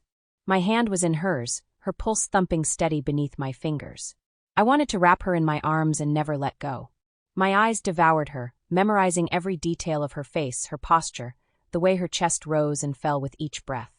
I had waited for this day, dreaded it once even. But now I couldn't imagine anything more right. And when the moment came for me to kiss her, officially marking her as my Luna in front of the pack, I didn't hesitate. I kissed her like the world had ended and been reborn again with her at the center. Cheers exploded around us. As I pulled back, I whispered in her ear, "Mine." She grinned. "Always." And just like that, Silver Ridge had its Luna. And I had everything I'd ever needed. Bailey's POV. I never imagined white silk could feel this soft. Or that staring at my reflection would bring tears to my eyes. But here I was, standing in the middle of the dressing suite in a gown that shimmered with tiny crystals, wrapped in silk so smooth it felt like moonlight kissing my skin. Nessa flitted around me with the efficiency of a general and the joy of a close friend, who was way too excited for someone not getting married. "Okay," she said, examining me with a serious face. "Your curls are set, makeup's flawless, and you smell like honey, lavender, and destiny. Are you ready to make a grown alpha cry?" I blinked at my reflection. "You think he'll cry?" 3 Omegas in the room, bless their multitasking souls, simultaneously answered. "Absolutely." Pen stirred in my chest, purring with anticipation. "You know who's going to cry more? Asher. When I jump his bones tonight." "Pen," I hissed internally, trying not to giggle while one of the Omegas adjusted the crystal circlet on my head. "What? I've missed him. You've missed him. Your lady garden is practically watering the flowers outside." I snorted, covering my mouth. "Oh, my moon goddess," I muttered. Nessa raised a brow. "Pen." I nodded. "Pen." The room burst into soft laughter as one of the Omegas brought in my bouquet, an elegant arrangement of white roses, eucalyptus, and baby's breath. I stared at it for a second, my vision swimming. "I feel beautiful," I said softly. Nessa touched my hand. "That's because you are." And for once I believed her. Not just because of the dress or the flowers or the way the crystals danced across my skin, but because I was walking toward a future that was finally mine. A life I chose. A mate who chose me. A knock on the door. "It's time," Grant's voice rumbled from the other side. Everyone scrambled into position. My heart thundered. Then my father walked in. He looked better, stronger. Dressed in the ceremonial garb of Silver Ridge, with pride etched across his face like battle lines. He extended his arm to me, and when I looped mine through it, he squeezed my fingers. "You ready, little wolf?" he whispered. I nodded, blinking back tears. "I've never been more ready." The doors opened, and music floated through like a breeze made of dreams. The aisle was long, lined with seated pack members, their eyes filled with reverence and awe. But I only saw him. Xavier. Standing at the altar in a black tailored suit that looked like it had been stitched by moonlight and war gods. His hair was slicked back, his posture calm, but his eyes? They were wild. They drank me in, slowly, reverently, like I was something sacred. Something forbidden and finally his. My steps felt slow and floaty. With every one, my heart expanded. I didn't think it was possible to love him more than I already did. I was wrong. When I reached him, he took my hand and kissed my knuckles. I nearly lost it. The officiant began the ceremony, reciting the rites that bound Luna and Alpha before the pack, before the goddess, and before each other. Xavier turned to me, his voice low and sure. "You are my compass when I'm lost. The fire in my chest. The calm in my storm. I vow to protect you, honor you, and never let a day go by without reminding you how deeply I love you." His words hit harder than I expected. Pen was sobbing. "He's so poetic. Why am I crying? I have claws. I shouldn't cry this easily." Then it was my turn. "You are my anchor, Xavier. My freedom. My truth," I said, my voice trembling. "You saw all my jagged pieces and didn't flinch.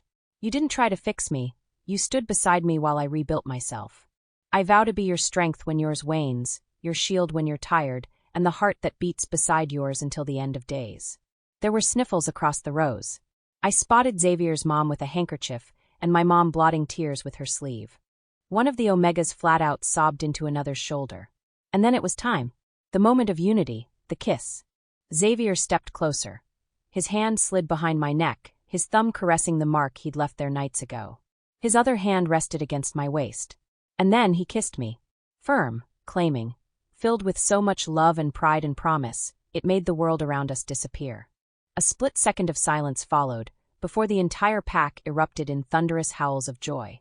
Their voices echoed through the forest, their unity vibrating through the earth. I felt it in my bones. The Silver Ridge pack had its Luna. Bailey's POV. The howls still echoed in my ears when Xavier took my hand and guided me gently down the aisle. Our fingers were intertwined, his thumb running lazy circles over my palm, grounding me in the dizzying joy of the moment. My heart felt too full. I didn't know joy could feel this heavy. Like it was pressing against my ribs, reminding me that I was finally safe, finally whole. The grand hall glowed like a dream. The reception space was strung with golden lights that crisscrossed overhead like threads of stardust. A long table adorned with fresh floral arrangements and silver accents stretched along one wall, while pack members mingled on the floor, their faces lit with happiness and admiration. But all I saw was him. Xavier.my alpha.my mate, my partner in every storm. And as the music began, a slow, melodic piano tune that I barely recognized but somehow knew in my bones, he turned to me and whispered, "Dance with me, Luna." My chest fluttered. He didn't wait for a response. He just pulled me gently to the center of the room, placing one hand on my waist, the other taking mine.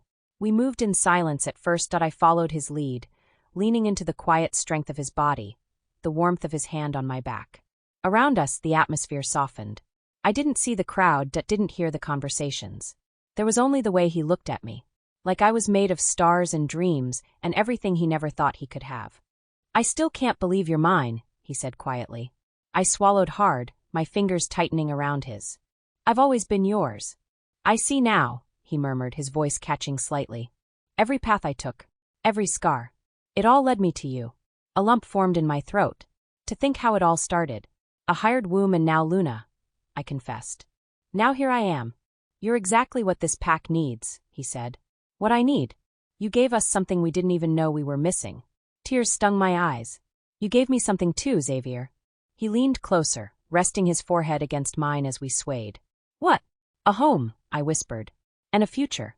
The music swelled. I didn't realize until then that pack members had formed a circle around us, watching silently, reverently, as if afraid to break the spell we were under.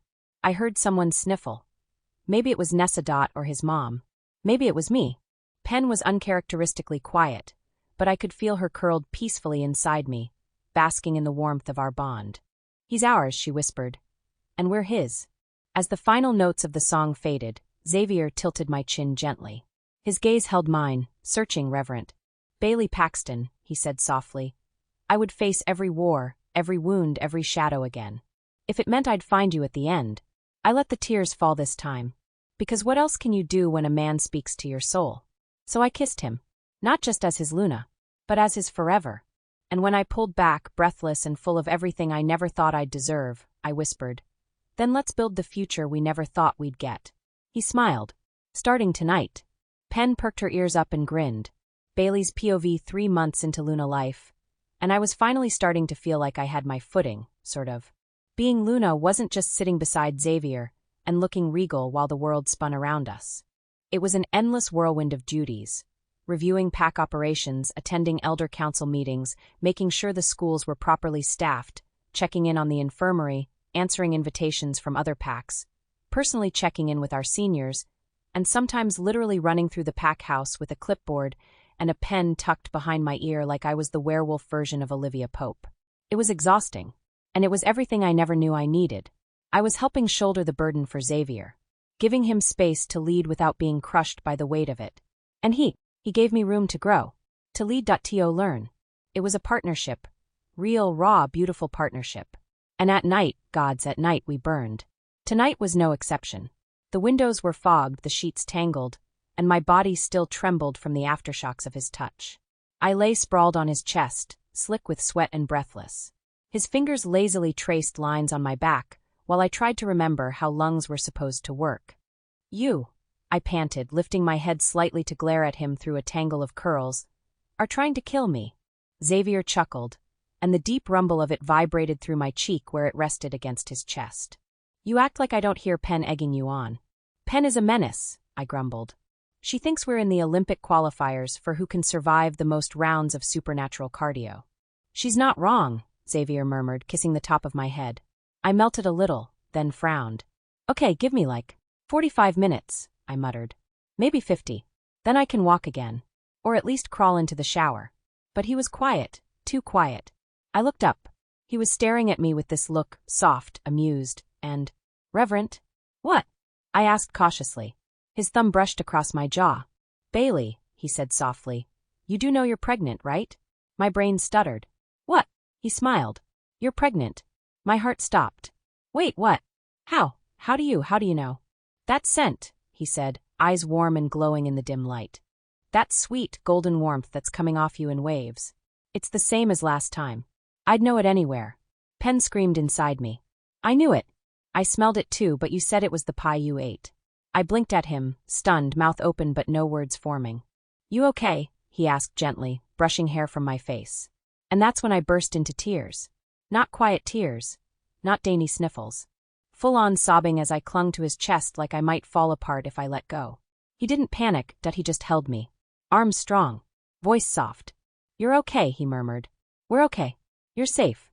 The baby is safe. You're going to be an incredible mother, Bailey." I couldn't speak. Just nodded into the crook of his neck while his hands stroked slow circles into my back. Pen had gone quiet now, but I could feel her awe. Her peace. "We get another chance," she whispered. "We get to love again." Eventually, my crying slowed to hiccups. "Sorry," I croaked. That was not sexy crying. Xavier smiled and kissed my damp cheeks. "You're beautiful when you cry." "You're lying." "I'm mated to you." "I legally can't lie." I laughed then, a sound that felt like spring breaking through winter. Hope wrapped in joy. Can we tell our parents tomorrow?" I asked quietly. "I want them to know that this time, it's different." Xavier kissed my temple. "We'll tell the world, baby." And as I drifted to sleep on his chest, his heartbeat steady in my ear, I felt it for the first time. Grant's POV the moment Dr. Harlow confirmed it. Twins, no less. I felt it like a jolt straight through my chest. Not the medical part, not the science, the meaning. Bailey, our Luna, was carrying the next generation of Silver Ridge.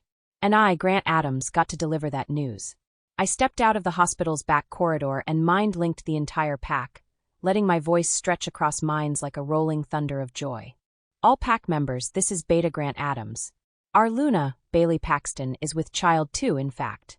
She is pregnant with the future heirs of the Silver Ridge pack. Let your hearts rejoice and your howls carry this blessing far and wide." Before I could even finish the link, it happened. A wave of howls erupted across the territory. It was unlike anything I had ever heard, pure, raw, collective celebration. Warriors on the training field dropped their weapons and let loose proud, thunderous howls. Elders in their garden circles sat up straighter, eyes misty with reverence. Omegas in the pack house kitchens flung open windows to howl back toward the sky, wooden spoons raised in the air like totems of joy. We had been through storms and shadows. This was sunlight cracking open the clouds. I smiled to myself, barely able to contain the joy bubbling in my chest. Without another word, I turned and made my way to Xavier's office, still buzzing from the news. Xavier was seated behind his desk, staring down at the latest pack reports, but not really reading them. He looked up at me, that lazy, half-drunk-on-happiness smile still painted across his face. "I'm calling Marcus," I said, already tapping into the console's holocall system. Marcus's face flickered into view. The middle Paxton brother, Beta to Damien, was mid-bite of something when he looked up. "What happened?" he asked, brows furrowed. "Bailey's okay?" "She's more than okay," I said, unable to hide the grin spreading across my face. "She's pregnant. Twins." Marcus froze, blinked once, twice. "What?" Xavier chuckled behind me, barely managing to contain himself. "Twins," Marcus repeated, voice leaping up an octave like he'd just been goosed. "My baby brother shot double the moon arrows?" "Right into the stars," I said, arms crossed proudly. Marcus let out a booming laugh and slapped his desk. "Oh, the pack's not ready for this. 2 little Xaviers running around? Or 2 little Baileys? Either way, they're going to be spoiled rotten. Damien's going to buy them matching wolfskin onesies. Mom's going to faint. Dad's going to declare a national holiday." I snorted, already planning the feast. Marcus leaned in closer through the projection, face softening as the truth settled in. "But seriously, Grant, this is incredible. Bailey's everything he needs. And now, she's bringing in the future of it. That's a damn miracle." "It is," I said, nodding. "She's strong. She's been through hell. But she walks with fire now. And Xavier? He's better because of her. Balanced." Marcus smiled warmly. "Tell them congratulations for me. And tell Bailey that her future nieces and nephews are going to have the best uncles in the region." "I'll tell her," I said, pride swelling in my chest. "We're going to guard this pregnancy with everything we've got. Round-the-clock protection. No more risks. Not after last time." "As it should be," Marcus agreed. "This is legacy now. Bloodline. The future Luna, or Alpha of Silver Ridge." After the call ended, I turned back to Xavier, who was staring off into the middle distance, eyes unfocused but glowing with a kind of stunned joy. "Twins," I said again. He looked at me, eyes blazing with meaning. The moon goddess knew exactly what she was doing when she gave me Bailey. We stood there in silence, letting the sounds of celebration echo outside the pack house. Somewhere, wolves were still howling, still dancing. The Silver Ridge pack had been tested, nearly broken. But from that fire came something beautiful. A future. And we were ready to protect it with everything we had. Bailey's POV the moment Grant's announcement echoed through the pack mind link. It was like a wave of joy erupted across the Silver Ridge grounds. Howls of celebration, mental cheers, and a few over-the-top dancing wolves near the training field filled the next few hours. But what I wasn't prepared for was the flood of love that came after. And I mean overwhelming love. Everywhere I went, there was someone trying to feed me, carry something for me, open a door, or mentally remind me that I was now carrying not just one, but 2 heirs. Nessa nearly lost her mind. She turned into a full-blown mother hen/part-time security guard.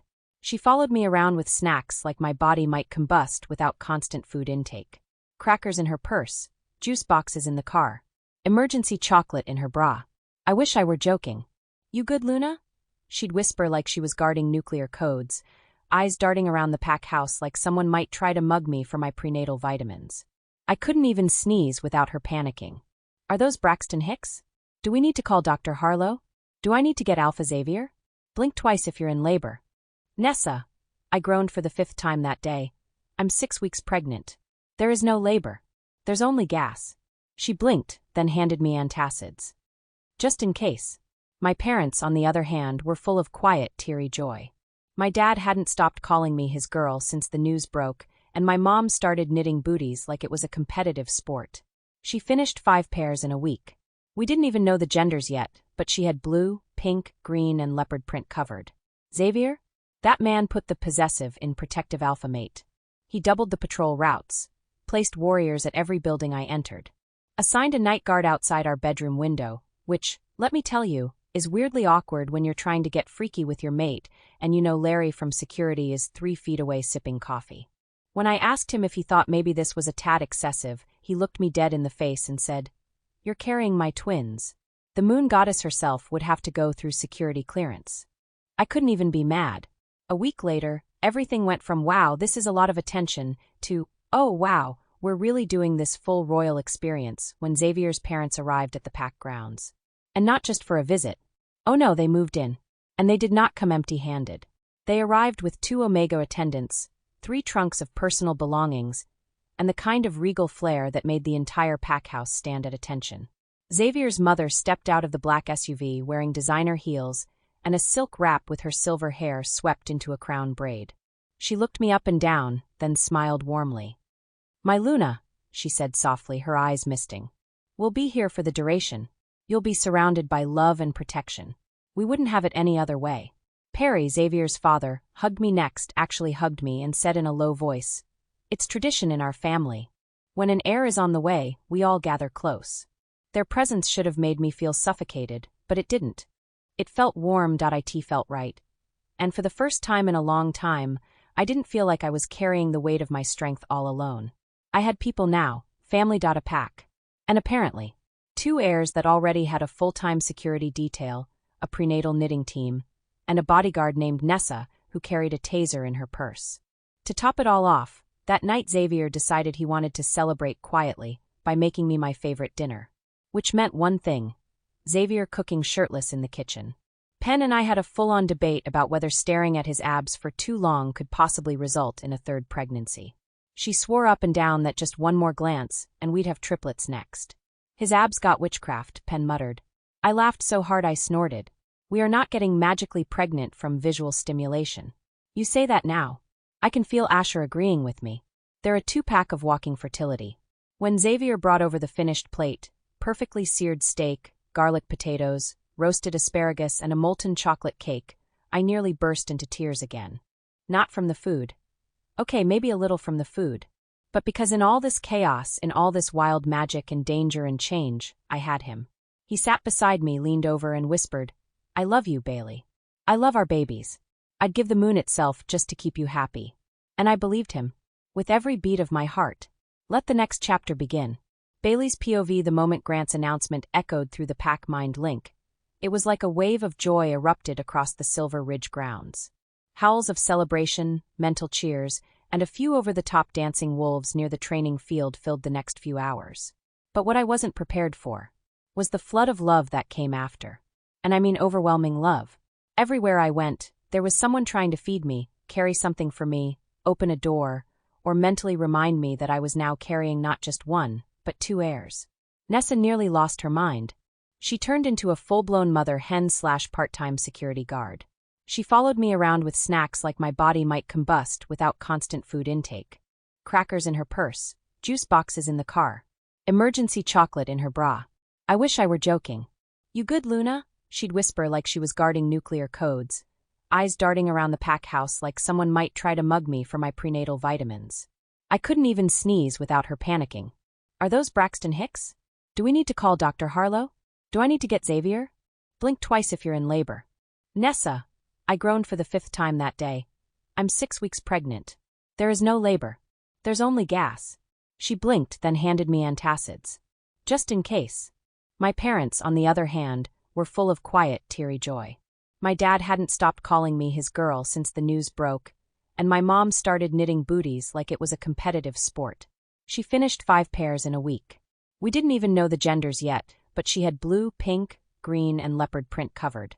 Xavier? That man put the possessive in protective alpha mate. He doubled the patrol routes. Placed warriors at every building I entered. Assigned a night guard outside our bedroom window, which, let me tell you, is weirdly awkward when you're trying to get freaky with your mate and you know Larry from security is 3 feet away sipping coffee. When I asked him if he thought maybe this was a tad excessive, he looked me dead in the face and said, "You're carrying my twins." The moon goddess herself would have to go through security clearance. I couldn't even be mad. A week later, everything went from "wow, this is a lot of attention" to "oh wow, we're really doing this full royal experience" when Xavier's parents arrived at the pack grounds. And not just for a visit. Oh no, they moved in. And they did not come empty-handed. They arrived with 2 Omega attendants, 3 trunks of personal belongings, and the kind of regal flair that made the entire pack house stand at attention. Xavier's mother stepped out of the black SUV, wearing designer heels and a silk wrap with her silver hair swept into a crown braid. She looked me up and down, then smiled warmly. "My Luna," she said softly, her eyes misting. "We'll be here for the duration. You'll be surrounded by love and protection. We wouldn't have it any other way." Xavier's father hugged me next, actually hugged me, and said in a low voice, "It's tradition in our family. When an heir is on the way, we all gather close." Their presence should have made me feel suffocated, but it didn't. It felt warm. It felt right. And for the first time in a long time, I didn't feel like I was carrying the weight of my strength all alone. I had people now, family. A pack. And apparently, 2 heirs that already had a full-time security detail, a prenatal knitting team, and a bodyguard named Nessa, who carried a taser in her purse.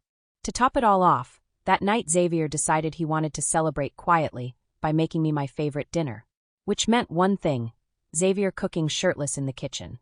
Penn and I had a full-on debate about whether staring at his abs for too long could possibly result in a 3rd pregnancy. She swore up and down that just one more glance, and we'd have triplets next. "His abs got witchcraft," Penn muttered. I laughed so hard I snorted. "We are not getting magically pregnant from visual stimulation." "You say that now." I can feel Asher agreeing with me. They're a 2-pack of walking fertility. When Xavier brought over the finished plate, perfectly seared steak, garlic potatoes, roasted asparagus, and a molten chocolate cake, I nearly burst into tears again. Not from the food. Okay, maybe a little from the food. But because in all this chaos, in all this wild magic and danger and change, I had him. He sat beside me, leaned over, and whispered, "I love you, Bailey. I love our babies. I'd give the moon itself just to keep you happy." And I believed him. With every beat of my heart. Later that night, after dinner and the soft music of our laughter, Xavier led me to the backyard garden that glowed with lanterns. His parents were inside resting, and the pack house had quieted. We danced, just the 2 of us, slow and close beneath the stars. His hand rested on my growing bump, and mine curled over his heart. "I used to think I'd never have this," I whispered. "You were meant to," he said. "You just needed the right storm to lead you here." Penn sniffled. "Oh, shut up, you poetic alpha. We're hormonal." I laughed into Xavier's chest. Surrounded. Loved. Finally home. Grant's POV. I hadn't expected anything unusual when I made my way to the cottage house where Xavier's parents had been moved into. It was supposed to be a routine check-in, make sure the alpha parents were comfortable, answer any questions, maybe drop off the updated schedule for the week. Simple, straightforward, professional. Then I stepped through the door and everything changed. The scent hit me like a freight train. Sweet, floral, warm like honey and peaches mixed with fresh-baked bread. Subtle at first, but then it wrapped around me like velvet, and I couldn't breathe. My wolf stirred immediately. Mate! A hot jolt of electricity shot down my spine, and my heart stuttered, trying to catch up to whatever the hell just snapped into place. My wolf was wide awake, practically clawing at my insides, ears perked and tail stiff with attention. Do you feel that? That's her. She's here. She's ours. I froze in the entryway, halfway to the living room. My hands clenched at my sides, my senses tunneling into that scent, my world narrowing into a single pulse of knowing. Perry, Xavier's father, greeted me with a warm handshake, and I had to fight every instinct not to yank my hand away and follow that scent to its source. Good to see you, Grant. I heard the good news. Congratulations are in order. Twins, huh? I nodded, barely managing a dry response. Yeah, big celebration. We're all thrilled. Except I couldn't concentrate. Couldn't even remember why I was there. The room felt too small, too hot, too fragrant. And then she walked in. She stepped out from the kitchen with a tray of sparkling lemon water in delicate glasses, garnished with rosemary sprigs. My eyes locked on her. My whole body went still. She was radiant. Red ginger curls pinned loosely at the nape of her neck, eyes framed with thick lashes, curves hugged modestly by a simple dress. Her skin glowed in the sunlight pouring through the window. But it wasn't just how she looked. It was the pull. The cosmic tether yanked tight between us, unrelenting. Time bent. My lungs forgot how to work. And my wolf. Mate. She glanced up and met my eyes, and I swear the tray in her hands trembled. My chest constricted. My body tensed. My wolf was howling inside me. Claim her, touch her, take her. Now. But I couldn't move. I just stared, drinking her in like I'd been parched for years. She looked away quickly, cheeks flushed, and lowered the tray onto the table, murmuring something polite before turning back toward the kitchen. I couldn't stop watching her. My body screamed to follow. My wolf was snarling with frustration, tail lashing, teeth bared in desire and disbelief. Caroline, Xavier's mother, tilted her head, her voice cutting through the daze. Grant, is everything all right? I didn't answer. Couldn't. My voice was trapped somewhere behind my pulse, which thundered in my ears like a war drum. When the Omega disappeared back into the kitchen, her scent lingered like a ghost I couldn't stop chasing. My eyes stayed glued to the space she left behind. Perry chuckled, clearly amused. Well, I think someone just met his destiny. I swallowed hard, heart still galloping. Oh hell, I whispered, still rooted in place. I think I did. Maribel's POV. I nearly dropped the tray. I don't know what happened. 1 second I was stepping out of the kitchen with refreshments, and the next my heart was skipping beats and my skin felt like it was set ablaze. I locked eyes with him, the tall, broad-shouldered man standing by the fireplace, and suddenly I couldn't breathe. He looked at me like I was something out of a dream, like he'd been waiting his whole life to see me. No. This can't be happening.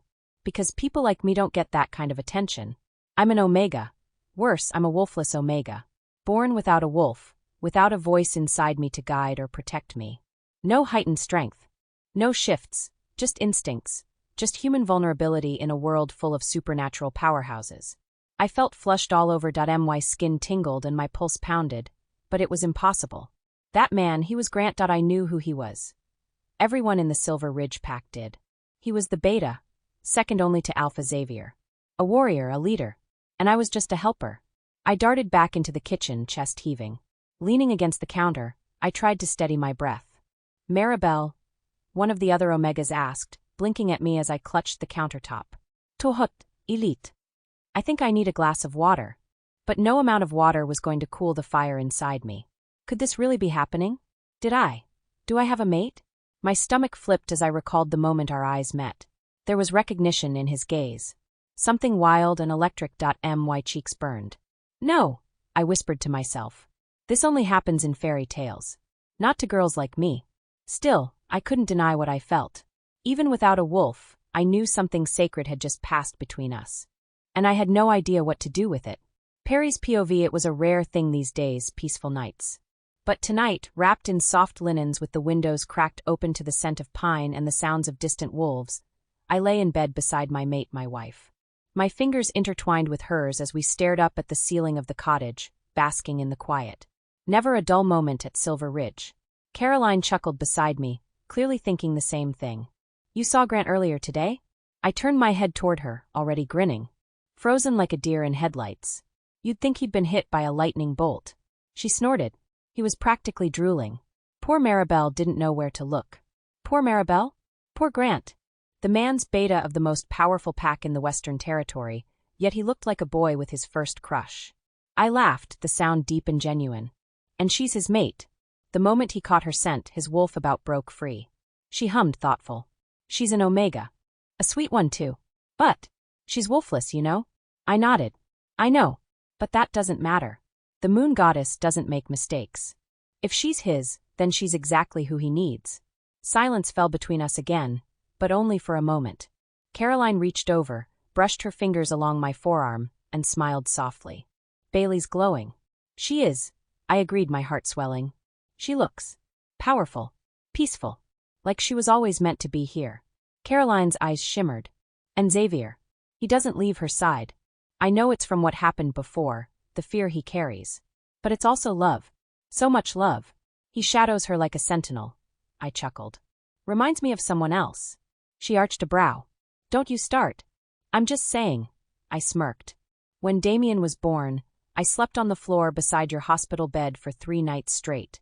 You hovered. You panicked. You cried when he wouldn't latch, she teased. Her voice was warm with memory. And you glowed, just like Bailey does now. We both stared at the ceiling again, letting the echoes of the past play in the soft corners of our minds. Those early days, chaotic, beautiful, terrifying. And then Marcus came. So full of fire, and Xavier. Our quietest, most observant child. Always watching, always absorbing. But beneath the calm exterior, a storm of strength. He was our surprise, I murmured. Didn't even know I needed him until he arrived. My wife smiled. And look at him now. Alpha. Fated mate. Soon to be a father. Twice over. We fell into silence again, our hands still entwined. My heart ached in the best way. With pride. With awe. With the fullness of a life that had been chaotic, imperfect, but beautiful. They'll be okay, those two, I said softly. Xavier and Bailey. The wind rustled through the trees beyond the window. Somewhere in the distance, a wolf howled, a soft, mournful sound that faded into the night. Grant's POV. I'd been off my game all damn week. Couldn't focus, couldn't finish a single report without rereading every paragraph twice. Kale noticed it in our training rotations, Dr. Harlow noticed it when I forgot to update her on pack wellness schedules, and of course, Xavier, alpha of perceptiveness, noticed it most of all. We were in his office, combing through some upcoming pack initiatives, when I found myself zoning out again. All right, Xavier said, setting the tablet down with a thud. What the hell is going on with you? I blinked, snapping back to attention. Nothing. I'm fine. He arched a brow. Grant, you just tried to approve a weapons shipment for the infirmary. Right. Yeah, that's not okay.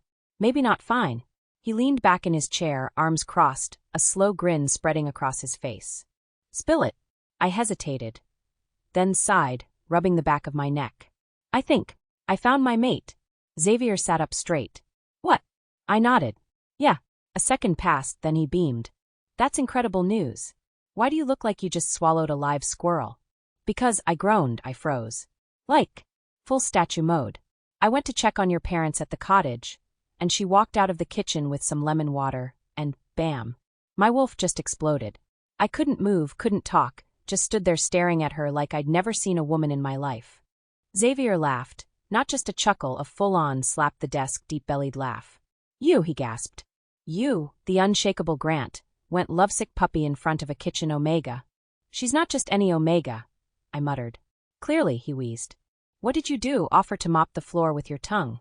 I scowled. No, I just stood there. Like an idiot. I think I may have blinked once. That was the highlight of my performance. Xavier shook his head, still laughing. Oh, Grant. You've fought entire rogue squadrons without breaking a sweat.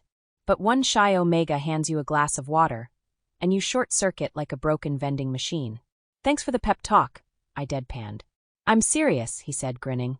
She must be something special. So why haven't you gone back to talk to her? I hesitated. Because I don't even know her name. And I'm mortified.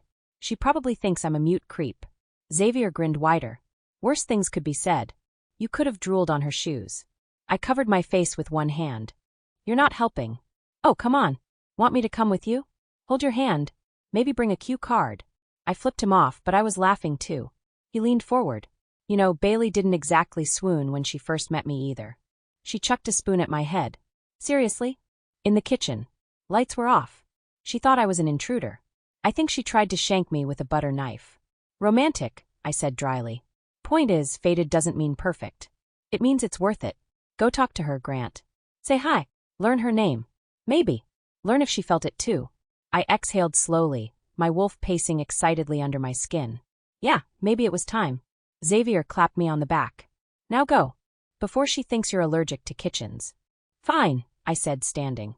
But if I freeze again, I'm blaming you. Oh, I'll be there. Laughing my ass off. He winked.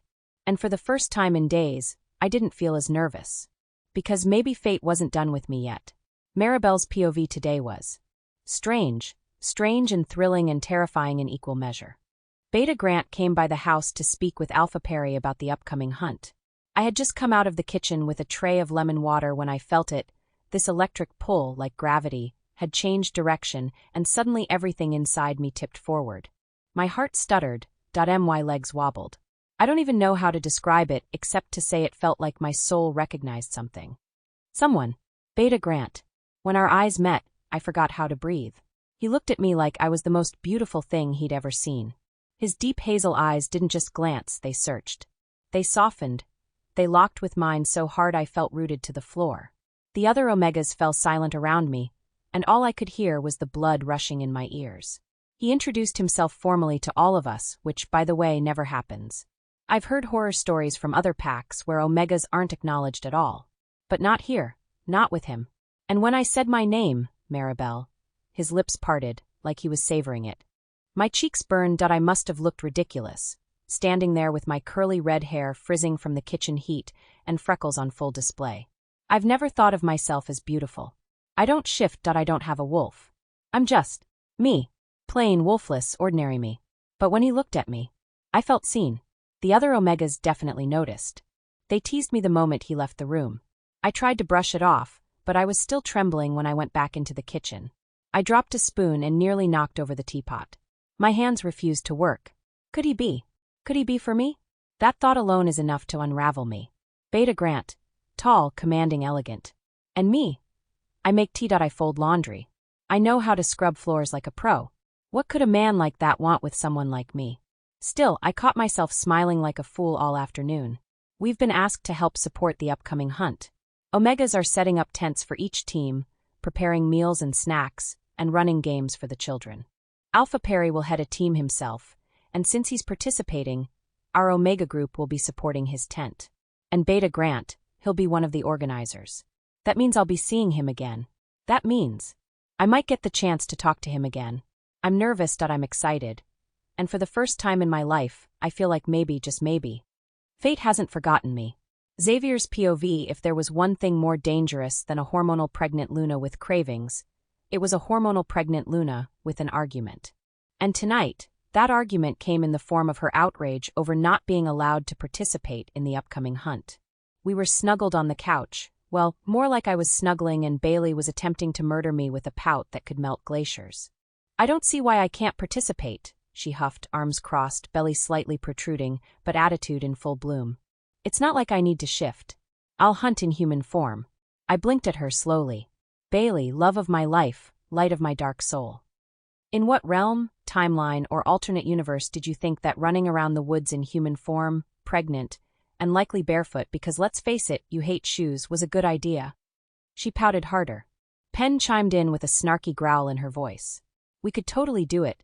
Just strap a bow to our back and call us pregnant Katniss. No, I said flatly, probably to both of them. You're not shifting. You're not hunting. You're not waddling after deer with a belly full of our heirs. You are staying on the organizing committee, where it is safe. I'll even hide chocolate-covered almonds around the house, so you can hunt them. That earned me a jab to the ribs. Not a light one either. I wheezed. You're trying to kill me before the baby gets here. I see the plan. Only if you keep treating me like I'm made of spun glass, she muttered. Pen agrees. Pen also thinks sticking you in a tree stand while in your third trimester is a solid strategy. I'm not sure she's a reliable reference. Because I'm a smart man, I redirected before the pillow assault began. By the way, I said casually, rubbing my ribs, Grant found his mate. That did the trick. Her eyes widened, and the hunt debate was instantly forgotten. Wait, what? Who? When? Tell me everything. Right now. I leaned back smugly, grateful to be off the hook. It happened at my parents' house. One of the kitchen omegas. She brought him some lemon water, and he turned into a human statue. No blinking. No breathing. Full-on internal malfunction. Bailey clutched her stomach, laughing so hard she had to wipe tears from her cheeks. Oh no, I'm never letting him live that down, she gasped. He always has something slick to say when he passes me. I'm going to print out lemon slices and tape them to his office door. Please do. Make them scented. Really commit to the bit. She grinned, already plotting mischief. Pen was howling with laughter inside her, muttering things like beta glitch, and mate.exe has stopped responding. Watching her laugh like that, head thrown back, eyes sparkling, completely lost in the moment, I felt something expand in my chest. So yeah, she wouldn't be participating in the hunt. But maybe she'd hunt down Grant's dignity instead. Ness's POV: how does one politely deny their Luna? Spoiler, you don't, you die trying. Except in this case, the only thing more terrifying than disappointing Luna Bailey is disappointing Alpha Xavier. So when Bailey gave me those puppy dog eyes and begged me to let her sneak onto the hunting grounds while 6 months pregnant, I had to channel every ounce of survival instinct I had.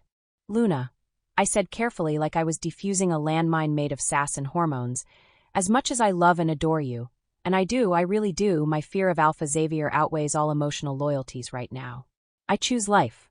Please don't make me haunt the pack infirmary. Bailey pouted so hard it should have been illegal. Her bottom lip quivered with betrayal. So that's it? She huffed, arms crossed over her bump. I'm just supposed to sit there like a decorative houseplant while everyone else gets to play Hunger Games. You are not a houseplant, I reassured her, fluffing her curls slightly. You're an extremely spicy sunflower. A sunflower who is not allowed to chase down rabbits with her bare hands while gestating twins. Eventually, she conceded, reluctantly. But the eye roll she delivered could have powered the entire Silver Ridge for a week.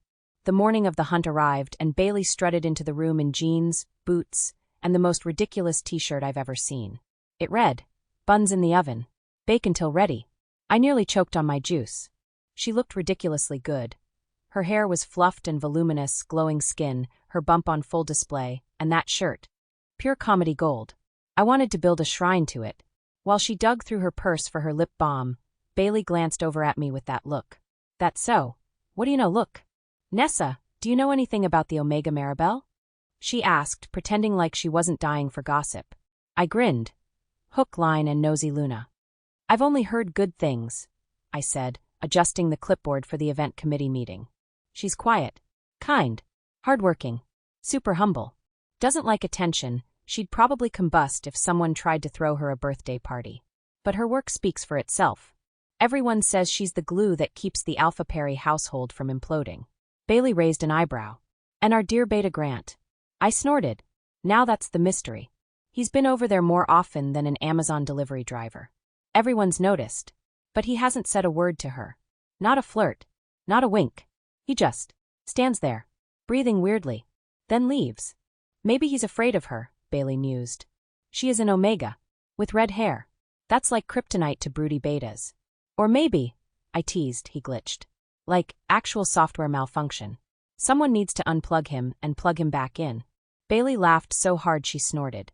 Pen let out a mental same and started crafting hypothetical scenarios where Maribel ends up dominating the beta in the bedroom, purely through soft-spoken confidence and cardigan magic.